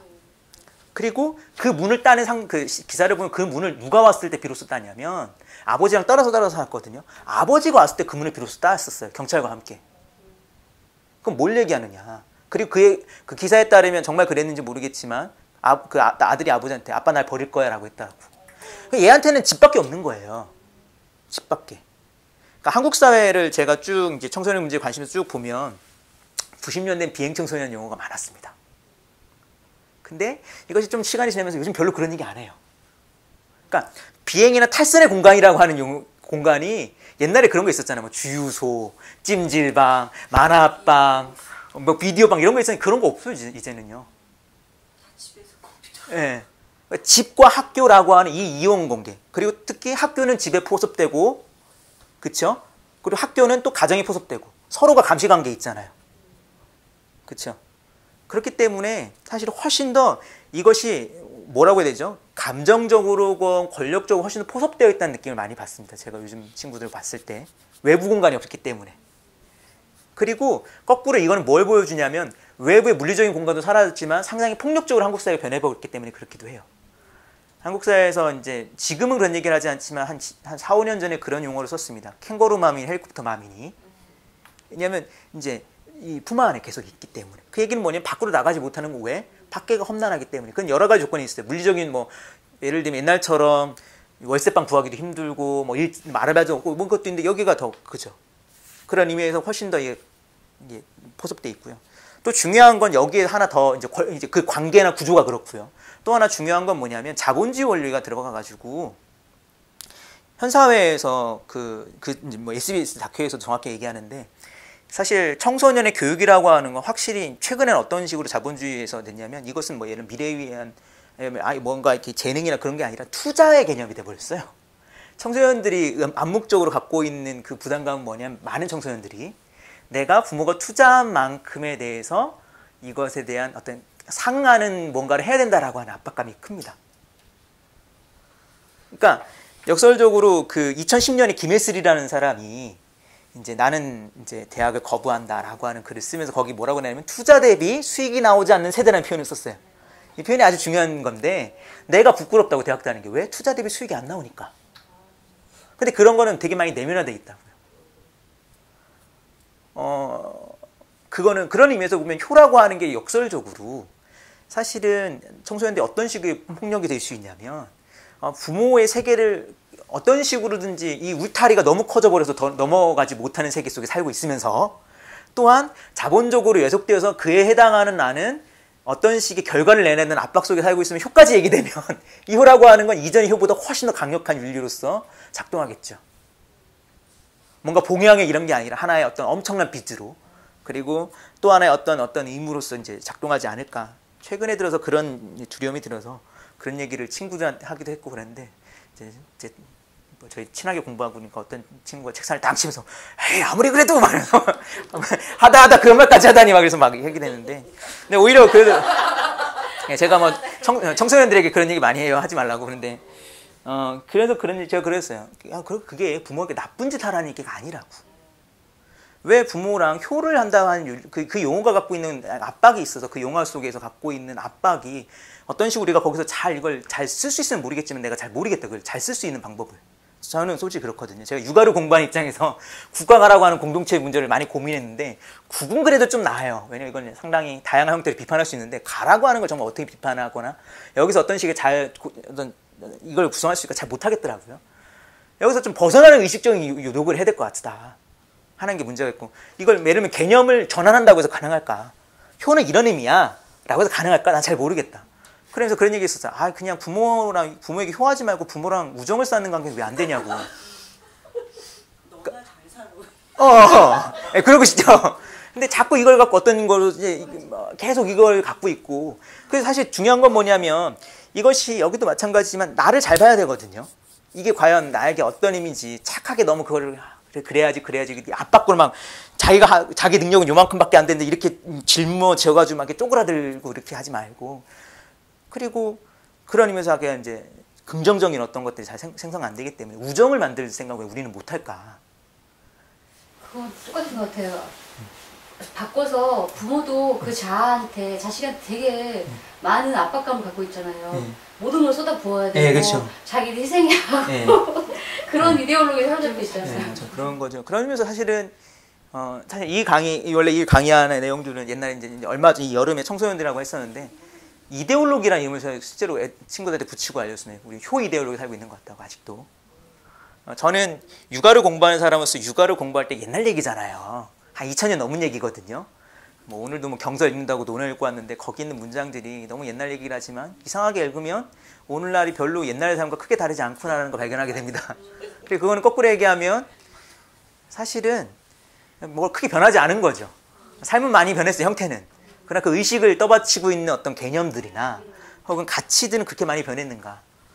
아닌 것 같다는 거고 그리고 그런 의미에서 보면 오히려 옛날 사람들이 훨씬 더 자유로울 수 있지 않았을까라고 하는 의미들이 저렇게 은근슬쩍 보이기도 하고 그렇기 때문에 그런 얘기를 좀 하고 그랬었는데 진짜 이데올로기라는 느낌이 들죠.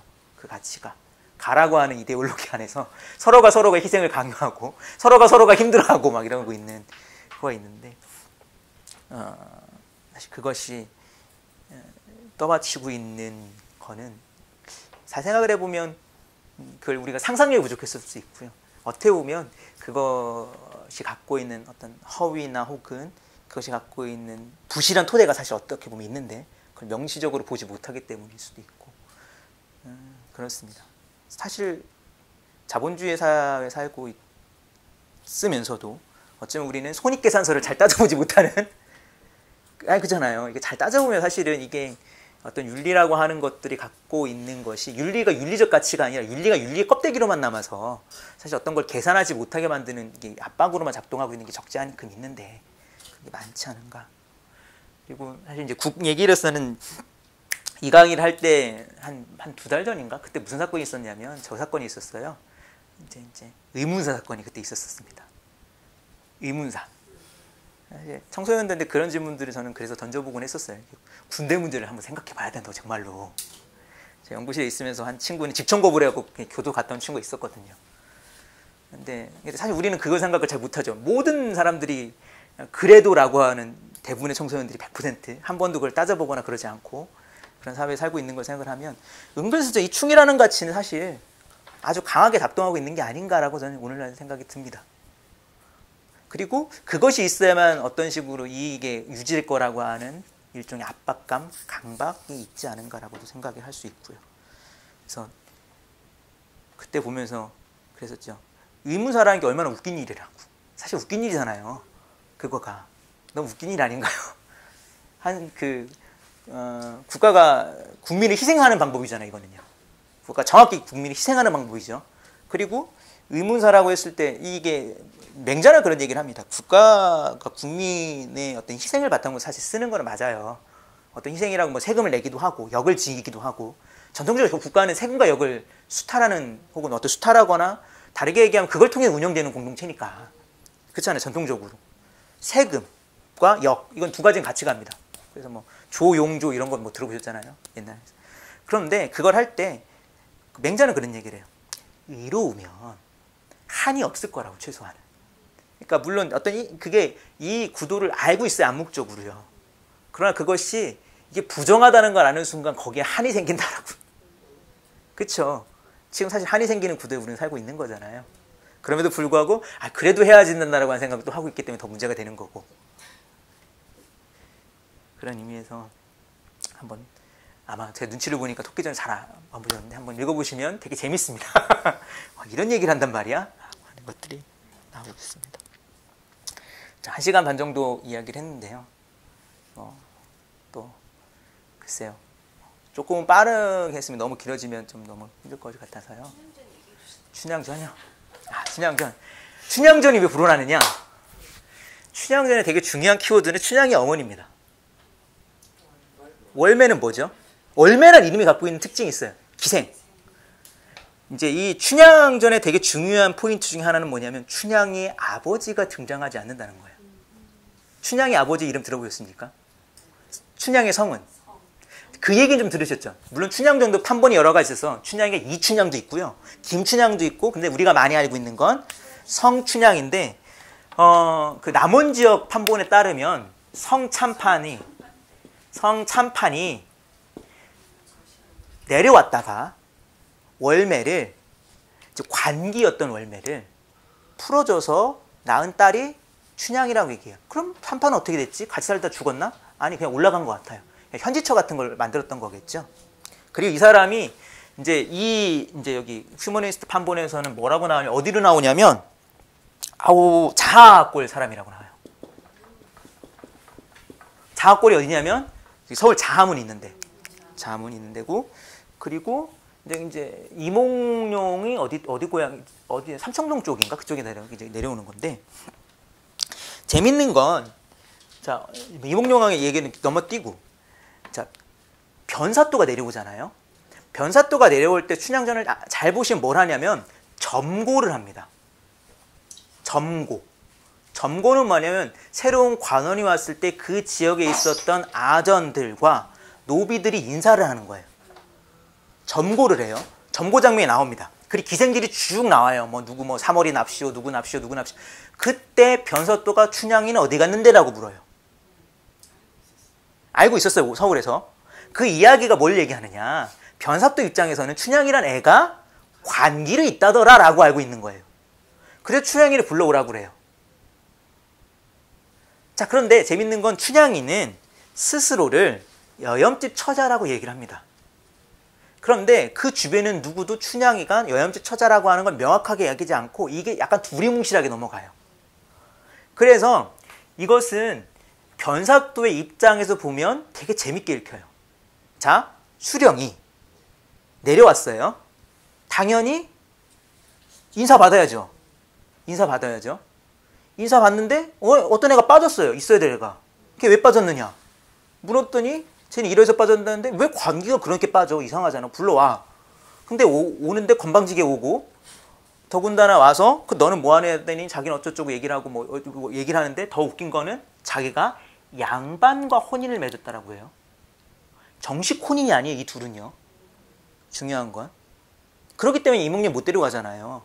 중매를 서가지고 맞는 관계가 아니잖아요. 꼭 혼인 맞냐고. 네 지금 양반 빙자하는 거 아니냐고. 변사또 입장이 이거예요. 수청을 대려는 요구는 그래서 변사또 입장에 뭐 어떤 뭐 그 미모가 그런 게 아니라 나의 권리를 너에게 한번 시도해 보겠다는 거예요. 그때 춘향이는 나는 그러지 못하겠다고 대들거든요. 그리고 중요한 건 이 사건이 언제 벌어지느냐? 부임 첫날. 이야기를 보면 부임 첫날에 왔는데 기눌리지 말아야 되잖아요. 서울에서 왔는데 남원까지 왔는데 한 놈이 대드네? 곤장을 때려요. 처음에 곤장이었습니다. 십장가라고 불러요. 춘향이가 그때 되게 유명한 겁니다. 한 대요 딱 때리는 춘향이가 일부종사하니 어쩌고저쩌고 딱 하면 이 두 대요 그러니까 불사이군이라 하니 어쩌고저쩌고 자기가 육아윤리를 쭉 읊어요. 그러면서 춘향이가 뭐라고 하냐면 나는 절대 네 말 안 듣겠다라고 바득바득 울어요. 그리고 춘향이가 거기 십장가를 보면서 이게 곤장을 만든다고 하는 지금 벌을 만든다는 거고 그때 변사또가 얘를 벌을 주는 이유는 뭐냐면 관기로서 수령에 대들었다는 거예요. 국법을 어겼다는 거로 지금 때리는 겁니다. 변사또 입장. 근데 거기 또 대들어요. 이게 거기다 뭐 바득바득 이를 갈면서 대듭니다. 이걸 보면 변사또가 보면 이제 꼭지가 틀리죠. 이제 이게 되게 중요한 갈등이에요. 춘향기 사실은요. 애매모하지만 춘향이가 되게 중요한 이유는 뭐냐면 자기가 보편적인 인간의 권리를 주장한다는 거예요. 거기서요. 변사또는 통상의 윤리를 주장하는 거고 이게 절대 화해할 수 없는 갈등이 거기서 벌어집니다. 사실 사랑이라고 하는 주제가 춘향전에 있긴 하지만 그 주제 안에 읽으면 잘 안 읽히는 게 되게 많아요. 이몽룡은 정말 춘향을 사랑했을까? 이 둘이 어디서 만나는데 광화문에 놀러 갔다가 서정주의 추천사 있죠. 뭘 보고 만나죠? 그네 미는 걸 보고 어머나? 치마를 입고 그네를 탔네? 번뜩번뜩 보이는 뭐냐면 사실은 그리고 그날 바로 춘향이네 집에 가요. 이거는 사실 뭔가 이렇게 물론 이들이 뜨거운 관계에 나오지만 사실 낮에 보고서는 니네 집에 놀러 갈게 그리고 가버리는 거예요. 보통 사랑이라고는 되게 뜨거운 그냥 일종의 일탈, 약간 일탈처럼 그려져요. 이몽룡 입장에서 보면. 또 중요한 거는 이몽룡이 몰래 나가죠.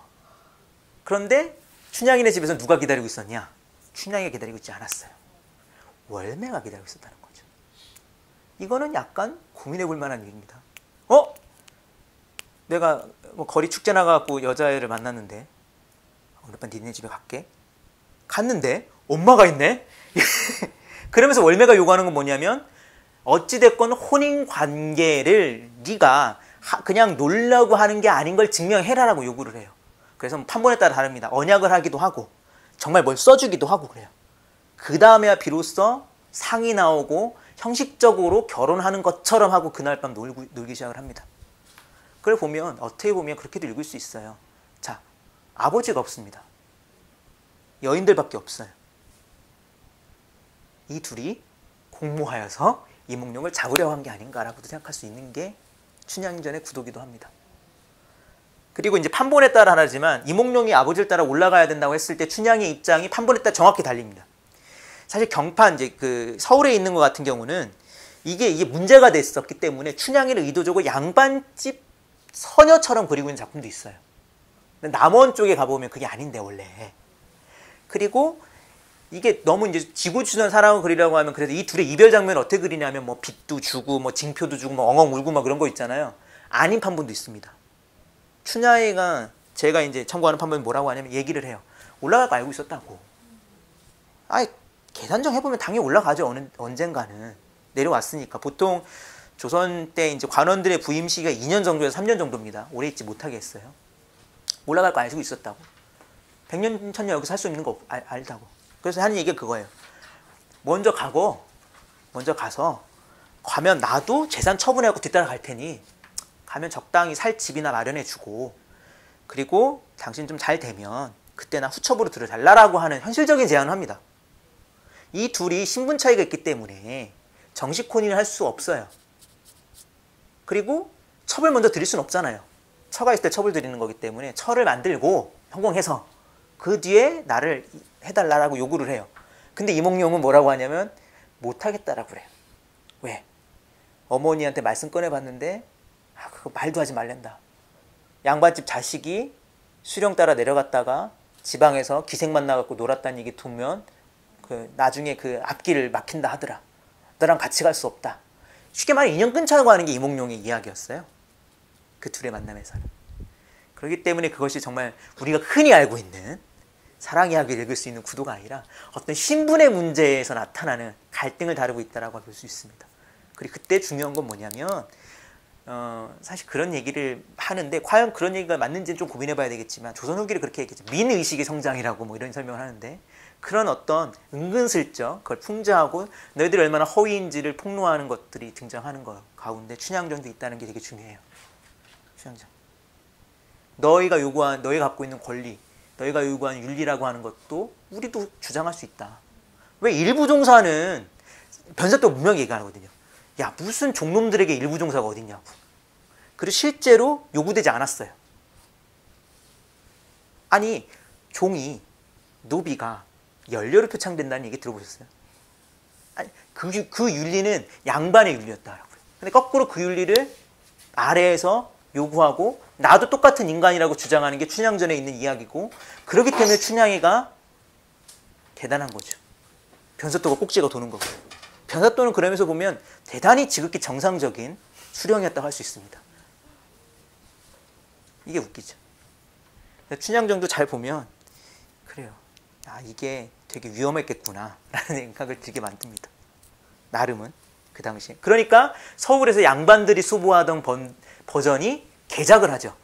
아까 얘기했던 것처럼 춘향이 성씨도 붙여주고 그리고 양반집 서녀로 바꿔주기도 하고 서울에서 이들의 만남을 하는 것도 하기도 하고 중간에 뭐 중매쟁이가 등장하기도 하고 뭐 이런 식으로 버전이 조금 바뀌기도 하고 그렇습니다. 그런 얘기가 있어요. 한번 읽어보십시오. 그리고 잘 우리가 알고 있는 내용이 맞았나? 라고 하는 거 한번 따져보면서 읽어보시기 바랍니다. 따져보면 이상한 게 좀 많아요. 우리가 사실 은근슬쩍 답을 정해놓고 읽어왔던 버릇들이 있어서 그런 버릇을 버려야 되는데 학교에서 잘못 가르쳤죠. 그래서 이렇게 읽어야 된다라고 했던 게 있는데 그게 좋은 게 아닌 걸 수 있습니다. 이런 얘기가 외국에도 이렇게 보면 동화들이 저희가 알고 있는 내용하고 전혀 다른 내용을 가지고 있는 것들이 많잖아요. 그래서 이런 아까 얘기했던 토끼전이나 이런 춘향전 뭐 이런 것들이 그런 거하고 약간 비교를 하면은 어쨌든 그때 당시 어떤 시대상으로 인해서 그게 계속 이렇게 변화가 된다고 볼 수 있는 건가요? 그렇겠죠. 근데 이제 밖의 외국에는 잘 모르겠고요. 분명히 조선 후기에 쓰여졌던 통용됐던 이야기이기 때문에 그리고 특히 그것을 전달하거나 향유했던 계층이 이제 밑에 있는 계층이기 때문에 그들의 나름 갖고 있었던 어떤 의사, 생각, 사고를 반영하는 거 분명 있는 것 같습니다. 읽어보면. 그리고 정확히 좀 공격하고 있는 부분들이 있는 것 같아요. 다만 이제 시대적으로 좀 차이가 나는 것들은 사실 어떤 사람은 그런 얘기를 합니다. 아동의 탄생이라고.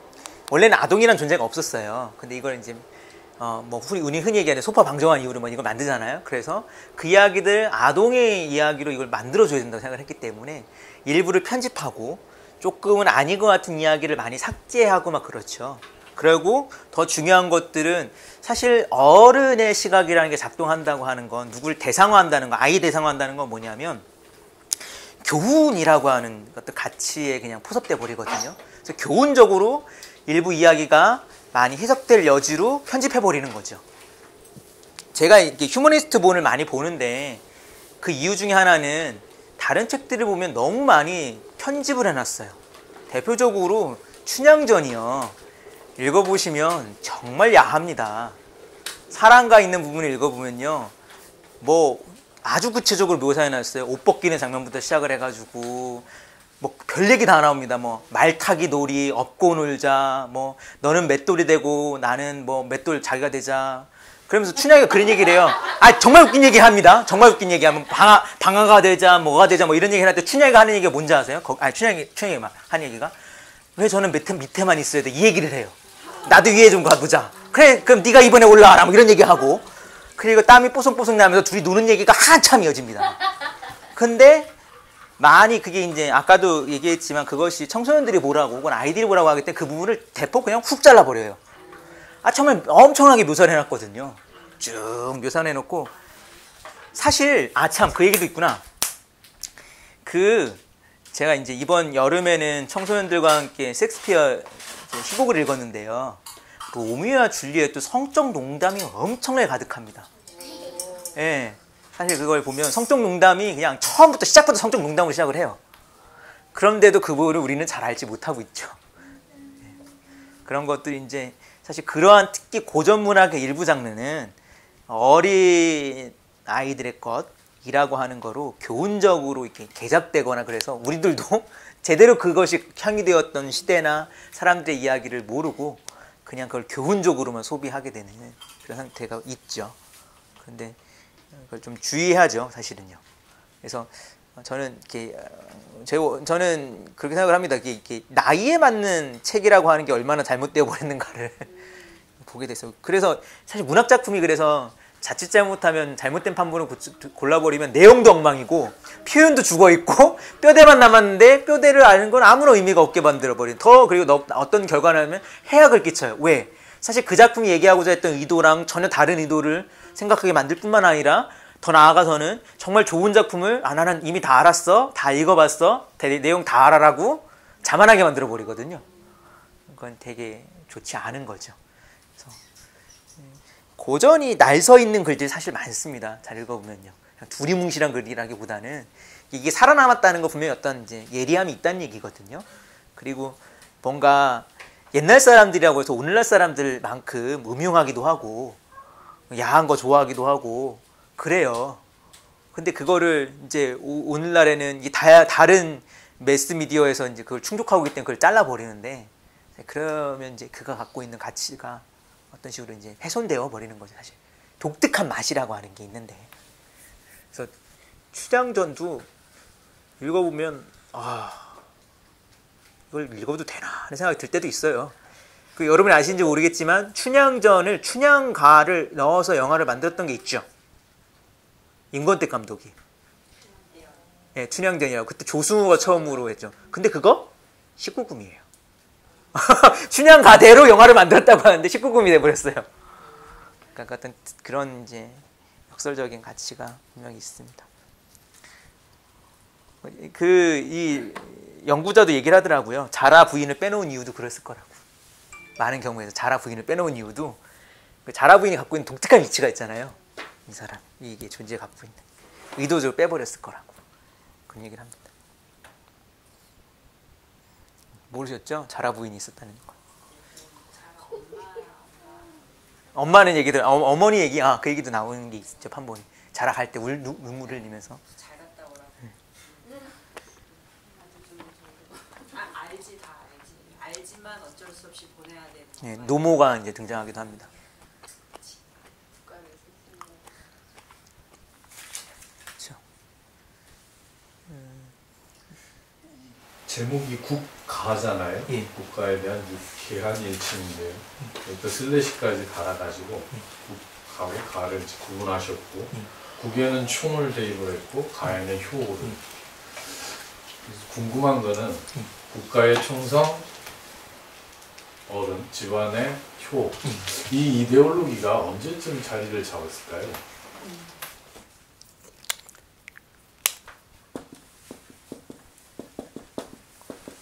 논어에 보면 일단 이 표현이 나옵니다.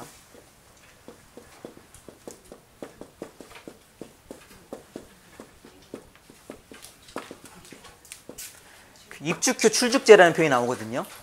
이게는 이제 정확히 가라고 하는 데에 대한 이제 거기서 출발하는 거예요. 집에 들어와서는 효를 해야 되고 나아가서는 이 제는 공경을 해야 된다는 이야기예요. 공경하라. 논어에 나오는 얘기고요.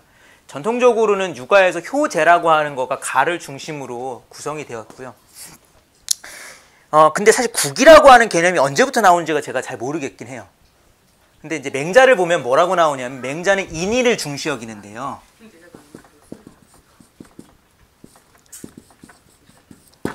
인의는 이때 맹자가 얘기하는 이는 효의 위치에 있는 거고요. 의라고 하는 게 이 재라고 하는 위치에 있습니다. 그래서 맹자가 그런 얘기예요. 효를 지키는, 인을 지키는 자는 아비를 버리지 않고 의를 지키는 자는 군주를 버리지 않는다라고 하는데, 여기서 어떤 변화를 볼 수 있는 거죠. 뭐냐면 원래 재라고 하는 건 대상이 형에 대한 윤리예요. 재라고 하는 건 동생이 동생으로서, 아랫사람이 아랫사람으로서, 그리고 사실 집에 들어와서는 효를 하고 나가서는 재를 행하라고 했을 때 이 재는 형과 동의되는 그 한자 가치가 뭐냐면 장입니다. 우덜에 대한 윤리였는데 갑자기 맹자 정도에 오면 갑자기 이게 군에 대한 윤리로 등장하기 시작을 해요. 그래서 아마도 이게 이미 춘추 전국이라고 하는 시대에, 그리고 사실 국가라고 하는 용어가 언제부터 나오느냐, 맹자가 국가라는 용어가 나오거든요. 그때 우리가 물론 지금 얘기하는 어떤 그런 식의 국가는 아니겠지만 국가라고 하는 형태의 용어를 쓰면서 그런 식의 윤리를 구성하지 않았을까라고 생각을 하긴 합니다. 논어에서는 사실 이 충이라는 윤리가 별로 안 보이지만 맹자에서는 약간 보이려고 해요. 근데 재밌는 건, 또 재밌는 건 맹자는 충을 강조한 사람이 아니거든요. 역설적으로 효를 대단히 강조했지 충을 강조한 인물은 아니에요. 하지만 여기서 일종의 어떤 개념적인 변화를 볼 수 있고, 그리고 훨씬 이제 이후 유가에 가면 충 개념이 이미 한나라 때 아주 강하게 등장을 하긴 하는 것 같아요. 충 개념이. 춘추전국 시대만 보더라도 이 사람들이 군주 한 명에 대한 어떤 식의 충성 이런 게 잘 안 보이거든요. 그러나 이후에 가면 아마도 제 생각하기에는 약간의 이제 개념 전환이 국가라고 하는 개념이 한 맹자 시기에 나왔을 것 같고요. 국가라고 하는 게 하나의 제국의 모습으로 등장했던, 중국 역사로 따지면 진나라가 되겠죠. BC 한 3세기 때. 그리고 진나라와 한나라를 거치면서 이것이 충효라고 하는 가치가 조금 더 강조되지 않았을까 생각을 합니다. 상당히 오래된 거라고 생각을 해요. 그래서 그리고 슬래시를 넣은 이유는 사실 전통적으로 근대 국가가 성립하기 전에 국가라는 용어가 있음에도 불구하고 국과 가를 구별해서 보았었고요. 전통적으로 조선까지도. 그리고 이 둘은 어떻게 보면 사실 긴장되는 관계에 있었거든요. 무슨 얘기냐면 국이 가를 침범하지 못해요. 육아윤리에서는. 무슨 얘기냐? 국의 윤리에서 어떤 사람들을 징발하거나 그럴 때도 가의 윤리를 뛰어넘어 징발하지 못합니다. 그래서 많이 듣는 얘기가 그거죠. 전쟁이 벌어져서 장수가 나가야 되는데 부모가 상을 당하면 상 치러야 돼요. 물론 그것을 하루에 1년으로 치고 막 이런 식으로 하기도 하지만 어찌됐건 치른다고요. 이거 뒤로 미루고 그러지 않아요. 형식적으로, 원리적으로 따지면, 예부에서 그런 걸 따지면 가가 훨씬 더 중요한 원칙으로 삼기 때문에 이제 이 둘을 약간 구분을 하려고 했던 것이고요. 그런 의미에서 보면 훨씬 더 중요한 건 가부장적인 체제가 훨씬 더 중요하다고 볼 수 있습니다. 사회적인 어떤 부분보다는. 그리고 여기서부터 모든 것들이 출발하고요. 이미 논어에서 그런 얘기를 해요. 뭐라고 하냐면 그 사람됨이 기위인냐 효제, 그 사람됨이 효성스럽고 공경스러우면서 이위 작란 일으키는 거죠. 뭘? 난을 일으킨 자는 드물었다. 즉 사람이 효와 재라고 하는 윤리를 갖고 있으면 어떤 사회적인 분란을 일으킨 존재가 되지 않는다라고 하는 어떤 관념은 대단히 오래되었고, 유가는 그런 의미에서 사회를 잘 구성하거나 혹은 순응한다고 해야 되나? 그런 인간이 어디서부터 출발하냐고 하면 가로부터 출발하다는 생각은 오래전부터 했던 것 같아요. 그런 의미에서 이게 더 중요하긴 하죠. 국보단 가가 더 중요하다고 생각하는 거고요. 그렇습니다. 그런 의미에서 보면 사실 우리 사회를 다시 한번 생각해 볼 필요가 있긴 한 게, 글쎄 이게 국과 가라고 하는 이 개념을 쓸 수 있을지 모르겠지만, 저는 최근 들어서 그런 얘기를 많이 하거든요. 어떤 사람들이 한국의 시민사회가 잘 없다고. 시민사회가 사실 왜 없는가 했을 때 여러 사람이 이유를 들죠. 뭐 민주주의, 시민성도 성숙되지 않아서라고도 할 수 있고 여러 가지 있는데, 제가 봤을 때 여러 것 중에 하나는 뭐냐면 아직도 상당히 전통적인 구도가 많이 영향을 끼치고 있지 않은가 하는 생각이 많이 들고, 그거는 가라고 하는 공조가 되게 정말 더 많이 힘이 있어서 그런가 하는 생각이 들고, 사실은 가정의 해체를 막 두려워하고 고민했던 시기가 있었잖아요. 근데 자꾸 지금 가화로 회귀한다는 느낌이 저한테 좀 드는 게 있어요. 여러 가지들이. 그러니까 왜냐면 가족이 되게 중시되고 있거든요. 예전보다 더 많이. 가족 안에서 많은 것들이 해결되고. 그러면서 보면 아직까지도 가라고 하는 데 대한 게 있고, 그럴 때 이제 중요한 건 그거죠. 그러니까 이게 뭐 사회적인 어떤 특성 안에서 뭐 특성적으로는 상관이 없다고 저는 생각을 합니다. 이게 같이 판단하기 힘들어요. 예를 들면 서구는 예를 들면 가라고 하는데, 혹은 이전에 있었던 종족으로부터 자유로운 시민들이 구성되고 그들이 어떤 권리적인 정치적인 어떤 참여를 하는 사회였다라고 하고, 여기는 그런 게 없어, 여기는 더 미개하고 뭐 이런 건 모르겠어요. 그러나 중요한 건 뭐냐면, 그런 구도가 더 강하다고 한다면 전통적인 윤리들이 더 강하게 여전히 작동할 수 있지 않을까라고 질문해 볼 수 있겠다는 거죠. 그리고 그렇지 않겠나라고 하는 질문에 대답이 저한테 조금 떠오르는 것 같아요. 무슨 얘기냐면, 시간이 이미 되게 흘렀지만 여전히 효라고 하는 걸 좀 고민해야 되지 않을까라고 이제 고민된다는 얘기인 거죠. 근데 그게 가라는 게 지금 말씀하신 것처럼 동물적인 습성으로 봤을 때 예. 인간이 어떤 그런 인간이 가지고 있는 그런 뭐 윤리적인 거나 이런 거가 아니라 본성적인 부분일 수도 있잖아요. 예. 그러니까 가라는 게 그렇게 해서 살지 않으면은 존재하기가 어려운 거기 때문에 생존의 문제로서 그렇게 다가 보통 그렇게 얘기하죠. 생물학적 재생산을 하는 공간이라고 가라고 하는 게 이제 사회학적으로 많이 얘기하는데, 근데 약간 이걸 가라고 부를 때 어감이 이 개념이 갖고 있는 무게는 분명히 있습니다. 한중일을 연구할 때 그런 연구를 본 게 있어요. 중국의 지아와 일본의 이에와 한국의 가의 차이점이 있을 거라고. 굳이 비교하자면 중국의 이에는 훨씬 더 생산 공동체적인 개념이 조금 강하고요. 왜냐하면은 이제 그 가문이 어떤 걸 예를 들면 직종을 하다가 안 되면 대릴 사회를 갖고 이제 성씨를 바꾸게 하고 막 그러는데, 사실은 우리에선 상상도 못 하는 거잖아요. 아니 뭐 없으면은 누구 뭐 사촌을 데려와서 양자 삼는 경우는 있었어도 사위를 데려와서 사위 이름 성을 바르고 뭐 없잖아요.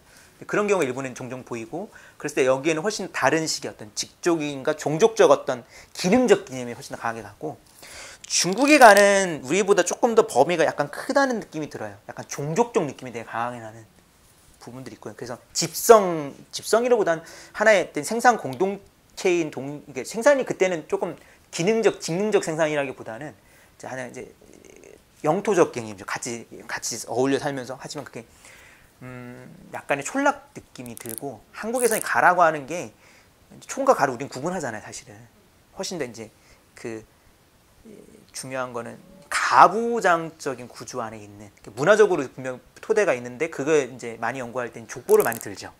족보를 보통 17세기부터 많이 이제 만들어졌다고 얘기를 하거든요. 그러니까 족보라고 하는 하나의 계보성에서 통해서 구성되는 가. 물론 거기 안에서 생물학적 재생산도 일어나고 교육도 일어나고 윤리도 일어나는데, 생물학적 재생산은 인류 보통 보편이잖아요. 뭐 사실 뭐 인간 공장이 나타나지 않는 한 가라고 집에 가족이라는 데서 인간이 태어나고 성장하게 돼 있죠. 그런데 교육과 윤리라는 면에서 다른 공동체와 비교해 봤을 때 분명히 많은 짐을 짊어지고 있거나 책임지려고 하는 건 분명히 맞는 것 같고, 그것은 그런 어떤 육아적 전통에서 출발하는 것 같다는 느낌은 듭니다. 한데보다.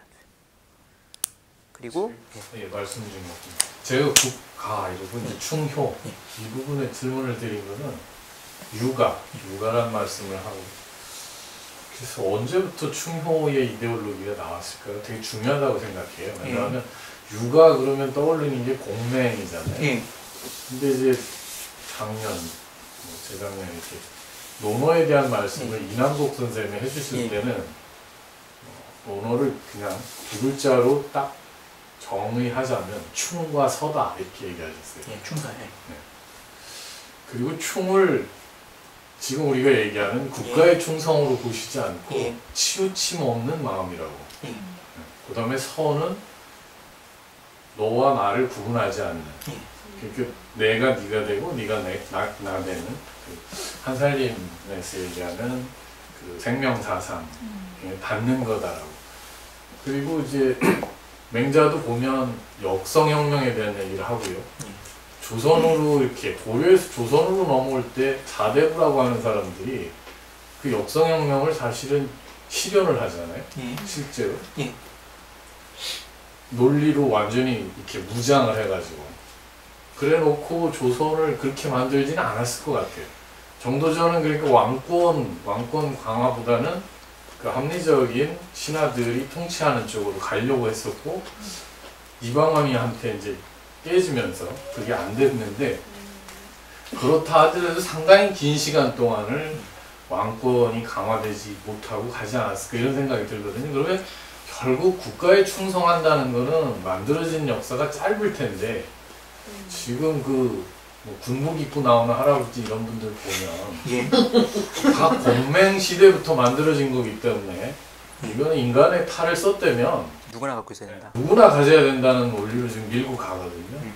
그리고 이제 가에 대한 부분을 제가 선생님께서 국은 뭐 비판의 여지가 있지만 가가 없다라는 말씀을 이제 하셨는데 저는 반대로 국이 반듯하다면 그러니까 가만 존재해도 된다라는 생각이 들어요. 그러니까 국가의 노릇을 못하다 보니까 가가 삐뚤어지는 거 아닌가 하는 생각이 드는 거죠.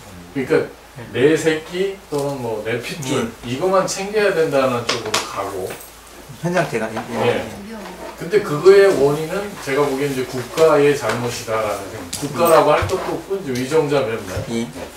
그 사람들은 끊임없이 그런 아주 옛날부터 그러니까 처음 인류가 뭐 도리를 알면서부터 전부 충성했고 효도했고 효는 했을 것 같아요. 제가 보면 어쨌든. 근데 충성을 하지는 않았을 것 같은데 그런 논리로 가져간단 말이에요. 그러니까 어차피 이제 공부를 하고 사람들을 좀 깨어나게 하려면 이거를 명확하게 우리도 언제부터 있었는가? 논리를 가지고 얘기를 해나가야 된다는 생각이 들어요.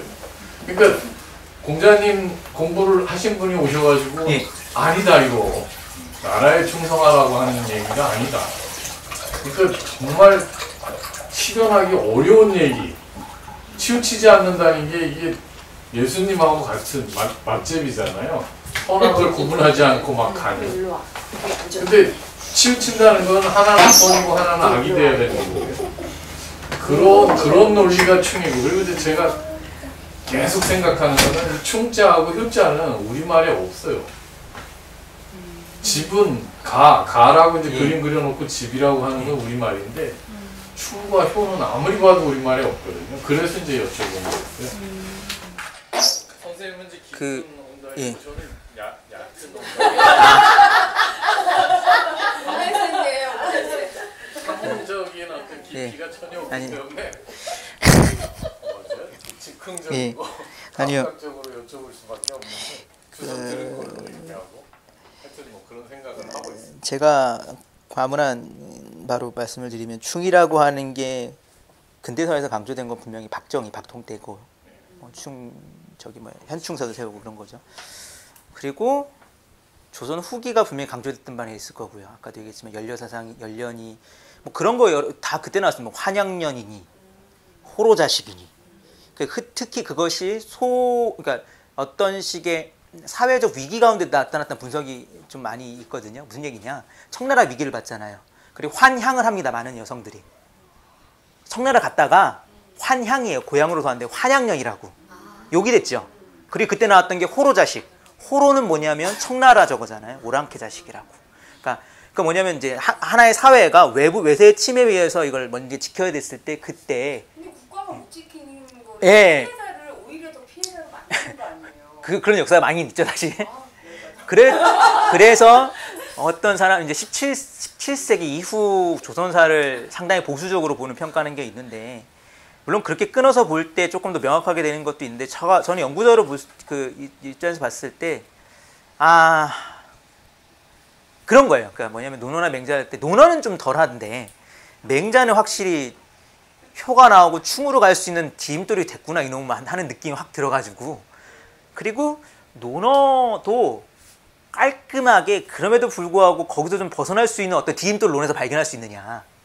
물론 우리가 얘기하는 충은 아니겠죠. 충에서 게 물론 이제 그 전통적으로 그렇게 해석하지도 않았고 공자는 그런 의미에서 어떤 신하로서의 충성을 얘기하는 사람도 아니긴 한데 이게 벗어날 만큼 강력한 어떤 명확한 개념이 없다라고 하는 자가 그리고 사실은 은근히 거기에 하는 어떤 식의 씨앗이면 씨앗 아니면 적어도 걸음 한 조각이라도 왔다는 어떤 생각들 저한테는 그런 게 있어서 사실 그게 그렇게 딱 잘라서 할 수 있을까라는 생각은 하나 들고, 그런 면에서 사실은 중국 역사 비교해 봤을 때 우리한테 없었던 걸 하나를 꼽자면 그 루신 같은 인물이 없었다는 거 분명히 있는 것 같습니다. 루신은 광인일기 같은 데 그 얘기하거든요. 식인이라고. 전통이 식인했다고. 인이라고 하는 가치가 식인해버렸다고. 사람을 죽였다고. 거꾸로 얘기하면 더 나가면 충효 같은 인류로 사람을 죽였다라고. 그러면서 이제 광인일기에서 아이를 구해야 된다라고 얘기를 하면서 철저하게 과거를 부술 걸 주문했거든요. 근데 이게 필요하다고 생각되는 건 최근에 들은 뭐냐면, 이게 뿌리 있는 과거는 사실 그렇게 짓밟는다고 죽진 않아요. 중국 보세요. 지금 죽었나. 공자 죽이겠다고 해놓고선. 그렇게 뭐 루신도 짓밟고, 문혁도 짓밟고, 뭐 공산당도 짓밟고 했지만 그럼에도 안 죽긴 하잖아요. 그럼에도 불구하고 그때 그렇게 하나를 경험해본 이후에 성립하는 것들과 그런 어떤 식의 비판이 없이 해봤던 거 좀 다르지 않을까 생각이 들어서, 좀 물론 이제 시기가 너무 지났기 때문에 그걸 비판하는 것도 좀 웃기긴 하지만, 딱 잘라내서 말할 수 있을까라고 했을 때 잘 모르겠다는 게 솔직한 제 생각이긴 합니다. 혐의가 분명하진 않지만 조금 그래도 이런 거 느낌이 있어서